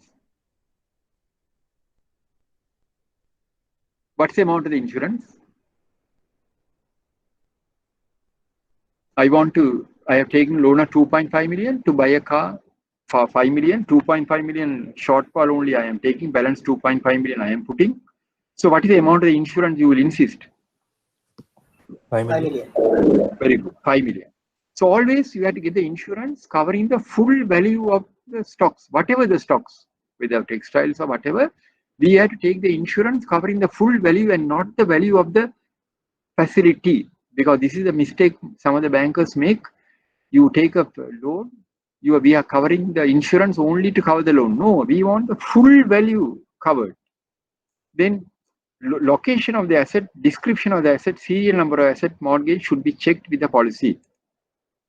Insurance policy should be assigned in favor of the bank, as an assignment will prevent the borrower from making any claim, direct and effectively protects the interest of the bank. Effective machinery should be in place to ensure the policies are renewed on time and are in force at all times. So, building insurance, land and land value. Insurance cover on building located within the property mortgage should be obtained to cover the value of the building as per recommendation of the bank valuer. Accepting the building insurance in consideration of the value of the land is not prudent, since the bank should not should not only ensure the safety of its exposure, it has the obligation to ensure the borrower is in a position to restore the original status which prevailed prior to the calamity. Now, in other words, supposing I come to a bank and say, I want to take a loan of 2 million, and for which I am giving a land with a house, and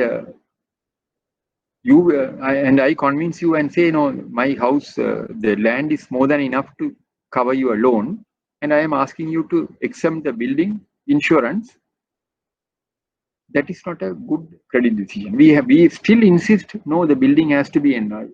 I don't have to the time because of the time factor. Because the reason is we want the building also to be insured, even though the land value may be adequate to cover the loan. We still insist the building should be insured. The reason is, in case if something happens to the building, you will have to come back to the bank for a loan.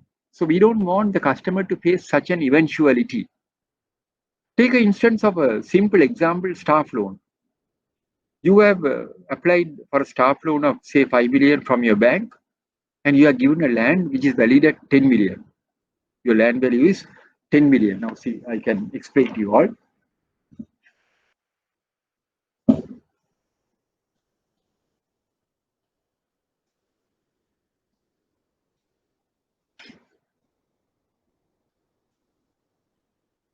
So I have applied for a staff loan of 5 million, housing loan, against a land which is valued at 10 million. Land value is 10 million, and you have given me a loan of 5 million. I have put up a house. I have put up a nice house, and then I am asking you to waive off the insurance for the building. House value is 5 million. So I have pleaded with you and succeeded in convincing you to waive out the insurance on this building because the land value is enough. Normally we don't accept. So let us assume that you have accepted the insurance. You have said, okay, we don't want the building insurance. Land value is adequate. You have granted the loan. So after granting the loan, something has happened. There was a fire or major destruction or mob violence or something has happened. Then my entire building has been damaged. Then I rush to the bank. And I tell you, sir, my building has gone. Because yesterday there was some violence. Some thugs came and attacked, and there was fire and all sorts of things, and my building is damaged. So will you tell me, sir, don't worry, we are not worried because your land is more than enough. We can sell the land and recover the loan. So see my plight. I have lost the building and now you are threatening you are going to sell the land. So that is the reason why we insist, even though the land value is adequate, we still insist the building should be insured. Because if you are taking the insurance covering the building, in case if the building has been damaged, you can claim the money from the insurer. And I will get the money, 5 million, to rebuild the house. And till the claim is processed, sometime you will be in a position to give me a loan till the claim is processed. So if you are not taking the building insurance, just imagine my plight. I have to pay the existing loan. At the same time, if you give me additional loan, I have to pay for that also. And sometimes I may not qualify to take a loan for the additional. I may not qualify to take additional loan because of my repayment capacity. So the insurance cover on building located within the property mortgage should be obtained to cover the full value of the building as per recommendation of the bank valuer. Accepting the building insurance in consideration of the value of the land is not prudent, since the bank should not only ensure the safety of its exposure, it has an obligation to ensure the borrower is in a position to restore to the original status which prevailed prior to the calamity. Then building insurance land value, the risk involved in waiving of, I have explained to you all. Then types of insurance policies. These are the types of insurance policies which are generally obtained by banks. Fire policy. Now take for instance, I explained to you all the dealer who was dealing in wristwatches. What are the insurance policies you will insist on this particular dealer? Can you all tell me? What are the insurance policies? Don't worry, you can give the answer, based on that particular dealer who is involved in wristwatches. What are the insurance policies?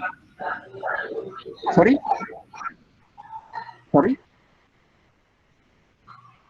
What are the insurance policies?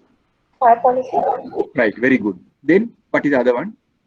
Burglary policy. Very good, excellent. So fire policy and burglary insurance is a must. Am I correct? Because these two are beyond your control. Because anybody can, in case of a fire, the entire wristwatches will be destroyed. And the burglary policy also is a must. Because why? A burglar could enter the shop at gunpoint, remove all the wristwatches, dump it in a suitcase and go. So burglary policy, fire policy and burglary policy are must. If I ask you another question, House of Fashions, which is very close to my location here. House of Fashions have taken a loan from your bank for 250 million. Let us assume House of Fashions have taken a loan from your bank for not 200 million, say 100 million. House of Fashions have taken a loan of 100 million against a mortgage over their stocks of garments, textiles, valued at 250 million. They are taking 100 million, valued at stocks over mortgage over their stocks, valued at 250 million. What are the policies you will take? Insurance. What are the policies?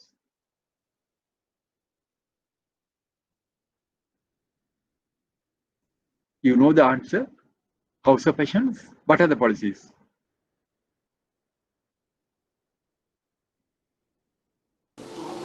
Fire policy. Very good. Fire policy. Fire policy is enough.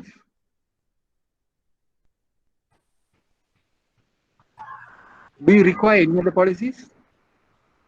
Do you require any other policy? Do you require burglary policy? Yes. Yes. Yes. Technically, fire Yes. policy is a fire policy is a must, but burglary policy also you will insist. But let us ask ourselves. Let us ask ourselves. How sufficient? In case of a fire, the entire stocks could be destroyed. But burglary policy, to burgle House of Fashion, you had to bring 25 lorries. Can that happen? Can that happen? Can that happen? No. Am I correct? To burgle House of Fashions completely, in its entirety, you had to bring at least 15 lorries you had to. Can anyone bring 15 lorries and load their stocks into a lorry? Can it happen? What do you think? No. No. The So, cash, sorry? they can, like, cash, they can rob the cash, right? Yes, that's right. Yeah, you are correct. Very good. You are. I fully agree with your answer. Very good. Very good. Very good answer you gave. I am coming to that point. They can, at gunpoint, they can take the cash. So what I am trying to say is, fire policy is a must. To answer your question, they can rob the cash. So what we do is, look at this particular slide. They have 250 million, for which we have taken a fire policy. But they don't have a burglary policy. But as you correctly said, there's a risk of their cash being taken out. Not only the cash, even some of their items could be removed by some people, some of the customers who come, regular customers who come there without the knowledge of House of Fashions authorities. They may take some perfume, put it in the pocket, or they may take one or two garments, go to the fit-on room and put that, and slowly they take it. So they face such risk. Number one is, as you correctly said, at gunpoint the cash could be removed, and some of pilferage, some of the items could be removed without their knowledge. So to overcome such risk, they take a burglary cover called first loss basis. First loss basis. That is what is called burglary cover on first loss basis. Here they have 250 million worth of stocks, all those things, but they have taken a burglary policy on first loss basis for, let us assume, 1 million. Fire policy they have taken for 250 million, but they have taken a burglary policy on a first loss basis. That is what is called burglary policy on a first loss basis. Is it clear to you all? Burglary policy on first loss basis. Burglary policy on first loss basis means they have 250 million worth of stocks, inclusive of cash, everything. They have covered against fire, but they have taken a first loss base. Burglary policy on a first loss basis for 1 million. That means if any robbery occurs up to a limit of 1 million on the very first instance, insurer is liable to honor the claim. And today 1 million occurs. Now take for instance this particular classroom. Now take for instance this particular classroom I am giving you as an example. Now I am here in this classroom. There is not even a rat. Only I am here. No one here. So today, after completing this session, I can take this laptop. This laptop is owned by IBSL. This is not my laptop. This laptop is owned by IBSL. Today, after the session, I can close this laptop and I can go out, get into my car and go. I don't think the security guard will check. So can I take this chair in the lift and go? Can I take this chair? Ask yourself. I am doing this burglary. Can I carry this chair and go? No, I can't carry the chair. But this laptop, if I want, I can take it. So IBSL may have, I don't know, they may have covered burglary under first loss basis, because these are items which could be removed without being detected. So that is what is called burglary on first loss. Today, if this laptop is missing, next Sunday when we are conducting a class, they will take extra precautions. They will give orders to the authority, to security people, to check each and every lecturer who comes here, to check their bags, everything, because that cannot happen again. So your question about the cash also comes under the first loss basis, burglary on first loss basis. So when you are processing a facility, technically, if you ask somebody whether burglary policy is also required, they will say yes. But we have to use our common sense, and we can accept the burglary policy depending on each case. Now, I can give you another good example. When we were at HNB, one day I carried out an inspection at a particular location of customer who was dealing with in hardware items. And this particular customer was a very jovial customer. So one day, when we went on inspection, myself and my assistant, we carried out an inspection, and we took all the documents, everything. And when we were filling the forms one by one, burglary policy, in the stock inspection form, there are various clauses. One clause is details of fire policy. We put the fire policy details. Then we asked for the burglary policy details. And this customer said, "Sir, you want to see the burglary policy?" I said, "Yes." Then he said, "Sir, come, I will show you." He closed the door and took us to the backyard. Then to see, there was a cage.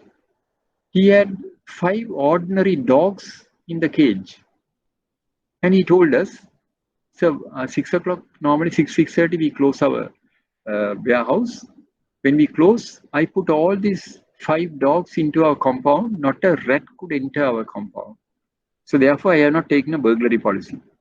He said, "What's the point in taking a burglary policy, sir? Because I had to pay about 6 to 7 lakhs premium to the insurer. So because of that, I have not taken." So even in my inspection report, I mentioned this customer doesn't have a burglary policy, because instead of that, he has 5 ordinary dogs.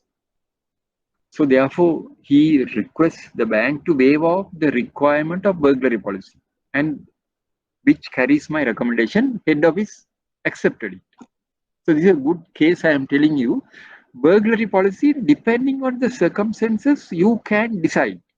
If you take the big factory, Ceylon Tobacco Company, take for Ceylon Tobacco Company, Singer, the Ratmalana, and various Maliban, I don't think they have burglary policy. They may have taken burglary policy on first loss basis to cover the any burglary occurring without their knowledge. Even that cash, removing cash at gunpoint also, they may have covered. But fire policy, nobody can waive off. Fire policy is well beyond your control. Is it clear to you all? Is it clear? Fire and burglary clear. Now we are coming to the next one, comprehensive insurance policy. What do you mean by comprehensive insurance policy?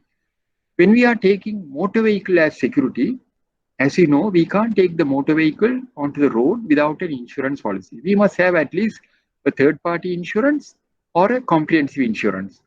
What do you mean by third-party insurance? Third-party insurance is, now see, if I have a third-party insurance covering my motor vehicle, And while driving, if I go and damage somebody else's property or if I cause injury to someone, they can claim damages from me and I can get it from the insurer because I am having a third party insurance. That is third party. That's what the word itself is giving an indication, explains any damage caused to the third party. My vehicle is also damaged. I am also injured, but insurer is not liable. They will honor the claim any damage caused to the third party. And that policy is very cheap. I think 2,000 rupees or something, you can take it. But as bankers, we don't want that policy. What we require is comprehensive insurance policy. When you say comprehensive insurance policy, it is a very heavy, very strong policy, covers all the aspects. Fire, riot, strikes, floods, third party cover, everything is covered. But that policy is very, very expensive. That policy is very, very expensive. Third party 2,500, comprehensive insurance policy, you may have to pay 75,000 to get a policy, depending on the. Now, see, my comprehensive insurance premium during the lockdown, it was due for renewal. When I got a what you call renewal notice by SMS from the particular insurer, I nearly got a shock, heart attack. In the sense, he said, "Sir, your policy is due for renewal on such and such a date. Your renewal premium is 78,000 rupees. Immediately, I contacted him and I said, "You all have made a mistake because I have 75% no claim bonus. I have come up to the maximum because I am a very careful driver. So I have come up to the maximum. So therefore, my premium according to their renewal premium, my premium is 29,000 rupees." Then the person who intimated to him, he came back to me and said, "Sir, I am very sorry because these days we are working from home. That's why this mistake has occurred." I said, "That is not an excuse. Just because you are working from home, that is not an excuse." Then he said, the premium is now 29,000 rupees. Then evening, I got another SMS from the same insurer. He has said, "Sir, our management has decided to give you a further discount." And the premium was brought down to 26,000 rupees. Because why? Because the insurer has identified me as a careful insurer because as far as I am concerned, I am a very profitable customer for them because I have never claimed it. But the premium on comprehensive insurance policy, now supposing if I make a claim, the premium goes up. So for insurer, the premium on comprehensive insurance policy is very high. That's why some of the customers, what they do is they don't want to go for the comprehensive insurance, they go for the third party insurance that is very cheap. 2,500, you have to pay 2,500. Earlier it was 500, but I think now I was told it's something like 2,500. So whenever you are getting a insurance covering a motor vehicle, if you are taking a motor vehicle as security, please ensure that the cover what you have got is a comprehensive insurance policy. That means comprehensive means full insurance policy. Because sometimes when I have come across situation is some of the one of the banks where some of the staff members, due to lack of knowledge, has taken third-party insurance and lodged with the securities. When we were examining one or two files, we found even third-party insurance, they have accepted it without knowing.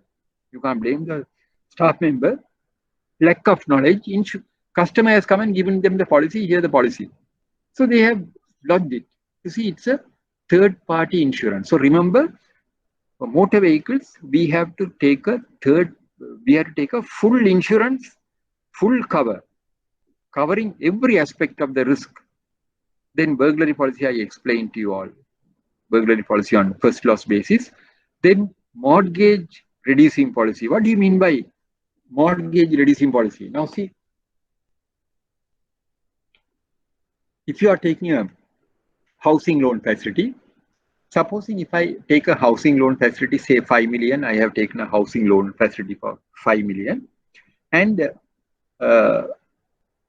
you take a mortgage reducing policy means in case if something happens to me, something happens to the borrower, the entire outstanding at the time of death will be paid by the insurer, because the reason is the banks do not want the customers, dependents or the family to face that eventuality, because in case the borrower dies, bank will have to, the bank is not a charitable institution, bank will want to sell the property and recover the loan. So if they sell the property, then the family will have to be on the road. So we don't want that type of situation, the family to face that type of situation. That's the reason we always take a more, some people call it MRP, some may say term decreasing policy, mortgage reducing policy. Means normally we are taking this policy to cover housing loan facilities. Whenever we are granting housing loan facilities, it is mandatory we take a mortgage reducing policy. So that as long as the breadwinner is there, he will pay the loan. And in case if something happens to him, his family need not worry. They can continue with living in that house by entire outstanding we could recover from the insurer by way of this mortgage reducing policy. Then marine insurance policy, that is if I am importing a vehicle from Japan, until that covers warehouse to warehouse from Japan, from Osaka or wherever it is, until the vehicle is cleared at Hambantota, it provides protection. That is what is called marine insurance policy. Then third party insurance, I explained to you all, that is mainly covering the motor vehicles. Any damage caused to the third party insurer will pay, not the damage caused to me. Then business interruption policy, this is a new thing. In Sri Lanka, I don't think people have ever thought of taking a business interruption policy. Now only people are thinking, now only they are asking the insurers, because due to the coronavirus, a lot of business establishments were closed. Their businesses were interrupted, tourism. Now see the apparel industry, is the worst affected due to the working from home, because the other day one of the leading apparel industrialist was interviewed. He was telling they are the worst hit. Why? Because when they introduce this concept of working from home, there is a tendency for people to go slow in investing on garments. You will not go and buy a shirt. You will not go and buy a blouse or skirt or anything, because there is no necessity for you to buy, because you are working from home. So they are also one of the worst hit business. Tourism, apparel industries, like not only them, there are so many, even we are hit. Now see, even we are hit because of the coronavirus, because I was supposed to lecture in so many banks, all the lectures we had to postpone. So every sector is affected. So business interruption policy, if you are taking a business, this is a new thing to Sri Lankan market. If you take a business interruption policy, in case of any calamity like coronavirus, due to which your business establishment has been closed, you can claim from the insurer. Then fire insurance. Fire, on every asset on which the bank has an interest or charge, should be adequately insured against the risk of fire. Fire cover is an absolute necessity, and this should not be waived off under any circumstance. This risk is beyond the control of us, since we cannot predict an impending calamity. Burglary insurance, although is essential, under exceptional circumstances, if we are satisfied adequate precaution has been taken by the borrower to prevent any such burglary, we could exempt such cover. The criteria, the undernoted criteria will guide in arriving at a decision towards waiving off. If adequate 24 hours round-the-clock security cover is satisfactorily provided and the possibility of theft or burglary is removed, the assets under reference are heavy and cannot be removed overnight. Now see, if you come across a situation where a customer who is dealing in steel items, you can waive off the burglary, because steel, it's very difficult to remove it. But fire, you can't waive off. Remember the customer who was totally dependent on his 5 dogs. It's a very good indicator to you. So when you carry out inspection, fire, you can't burglar, so you can't you can't accept. Burglary, you can use your own common sense and see whether there is a possibility. Otherwise, we are unnecessarily giving the money to the insurer by way of heavy premium, knowing very well that such risk is not what you call, such risk is not seen, or such a risk is very, the possibility of such risk occurring is very, very remote. Then burglary on first loss basis, I explained to you all, but anyway, I will just for your information, burglary on first loss basis covered is a cover obtained to identify the items which could be removed easily, notwithstanding the security cover available at the site. Under a first loss policy, the maximum amount which could be claimed in case of a loss will be restricted to the amount stated as first loss. Most burglary insurances are done on first loss basis, since it is unusual for the entirety of the contents to be stolen at once. This will ensure a considerable saving on the premium without the necessity of ensuring the entirety of the asset, which will result in substantial insurance premiums if the first loss sum insured is less than the full value at risk. However, if a borrower engaged in the business of jewelry, gold, or wristwatches, such assets are exposed to a greater risk. Accordingly, the insistence on the burglary cover for the full value will become an absolute necessity. Then important aspect to be checked on insurance policy. Now, if there's a question, what are the important items to be checked in insurance policies? Answer is here. Insurance should be obtained to cover the full value of the asset and not the facility amount. Location of the asset, description of the asset, serial number of the asset, mortgage should be checked with the policy. Insurance policy should be assigned. This is very important. Insurance policy should be assigned. Now see, if I come to your bank, if I have taken a loan and you wanted a policy of 5 million, which I have given 5 million. In case if I meet with the accident, if my vehicle is damaged, I make a claim with the insurer. Insurer will honor the claim direct to me if it is not assigned in your favor, in favor of the bank. So if it is assigned in favor of the bank, insurer cannot honor the settlement of the claim without your concurrence. I may lodge a claim. I may meet with the accident. I lodge a claim with the insurer. Insurer will say, sir, your insurance claim is now ready. Can you get a letter of no objection letter from the bank?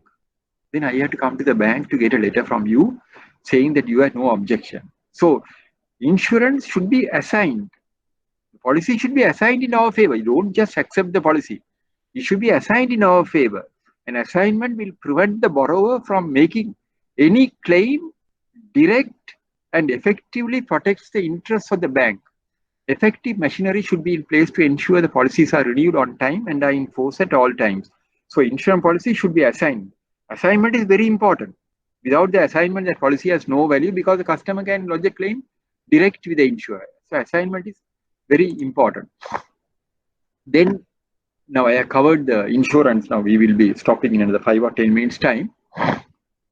Now this particular slide, this is not in your handout. For your information, I have put this. Look at this particular slide. The Sri Lanka natural disaster reinsurance expired just before the floods. The National Insurance Trust Fund, NITF of Sri Lanka, failed to sign the reinsurance arrangements covering their policy, which was due for renewal 2 months prior to the floods and landslide in the country in 2017. That is 2 years back or 3 years back. According to the Disaster Management Center, DMC, the floods in Sri Lanka in 2017 damaged 2,788 homes, with a further 18,413 houses being partially damaged. The adverse weather conditions impacted 14 districts across the country and a total of 683,000 people, of which 213 were killed and 147 injured. Under the National Insurance Disaster Emergency Relief Insurance Scheme introduced in April 2016, the Sri Lankan government announced compensation of up to 2.5 million for a fully damaged or partially damaged house. Billions of rupees had to be paid as compensation. However, this is very important. However, Failure to sign the reinsurance agreement and renewal of the insurance policy which expired in 2017 means the NITF will have to utilize its own funds to pay the compensation. We have enough money, there will be a dip in our profit, but it will not affect the profitability, said an official. Just see, their policy has expired in 2017 and they have been sitting without renewing the policy. And before they could make arrangements to renew the policy, this calamity has occurred. So now you and I will have to pay for this compensation. Why? Some lethargic officers, they have been sitting on the renewal. Under the National Disaster Finance, compensation of 2.5 million have to be paid as compensation. However, failure to sign the reinsurance, because they have failed in their responsibilities and duties in renewing the policy on the due date. As a result of that, they have to utilize their own funds to pay the compensation. And see the final para, very interesting. We have enough money. There will be a dip in our profit, but it will not affect the profitability, said an official of the NITF. Now, now see this particular slide. If a bank has encountered such a situation due to the carelessness of the bankers in renewing the policy, the consequences will be disastrous. This is a good lesson for all bankers to ensure utmost priority is given to the aspect of insurance, covering all aspects on which we have an interest. Now, important records towards effective control and management of security. Management and operation of security documentation is an important aspect. All security documents obtained should be held under the dual control of the bank management. Security lodgement register which take control of the document should be maintained under dual control. Temporary out register, assessment tax register, stock register, insurance. These are some of the register. Then see serious consequences faced by banks due to lapses in securities, its management operation. Unable to, the net result is, the repercussion will be unable to realize the advance in case of an eventuality, unforeseen circumstances, protracted legal action, interest income being deprived, loss of profitability, additional expenditure to the bank on the facility being transferred to NPA, legal action, prospect of losing the legal action, which could result in the advance being written off. It could even result in the staff welfare facilities being curtailed. So let us execute our responsibility with professionalism. Effective management and legally enforceable securities will give absolute comfort to the banker to meet any eventuality towards safeguarding the interest of the bank. Then now this particular slide, this is the book which was authored by me. Everything what I have covered is in this book. This is available at IBSL. If you want, you can buy it, and the proceed goes to the Sri Lanka Cancer Society. So now I have come to the end of the session, but next Sunday also I'm hoping to meet you all at 8:30 because I have to cover letters of guarantee and I will discuss some of the past papers also. In the meantime, if you have any questions, you can ask. And if you want,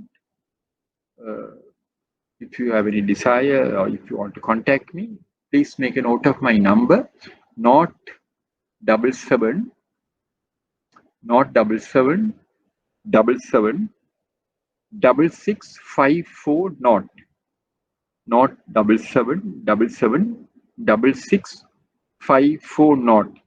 So if you have any clarifications, questions or anything, you're always free to contact me because I always give my number. I encourage students, if they can always contact me. If I don't answer, I will come back to you. So if I don't answer, sometimes, if I don't answer means I would have been on another call or thing, but I will definitely return your call. So if you have any questions or answers, you can even ask now. I know you must be very hungry now.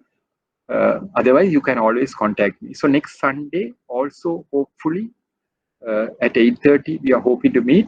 And if the situation returns to normal, hopefully we may be able to have a physical class just before the exam. I just discussed with them because my aim is to ensure that each and every one of you all get through this exam.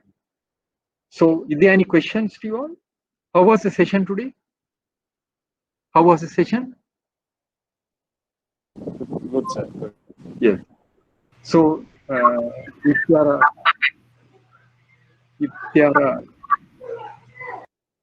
there are no questions, we will end up the session today, and we are hoping to see you all next Sunday at 8:30.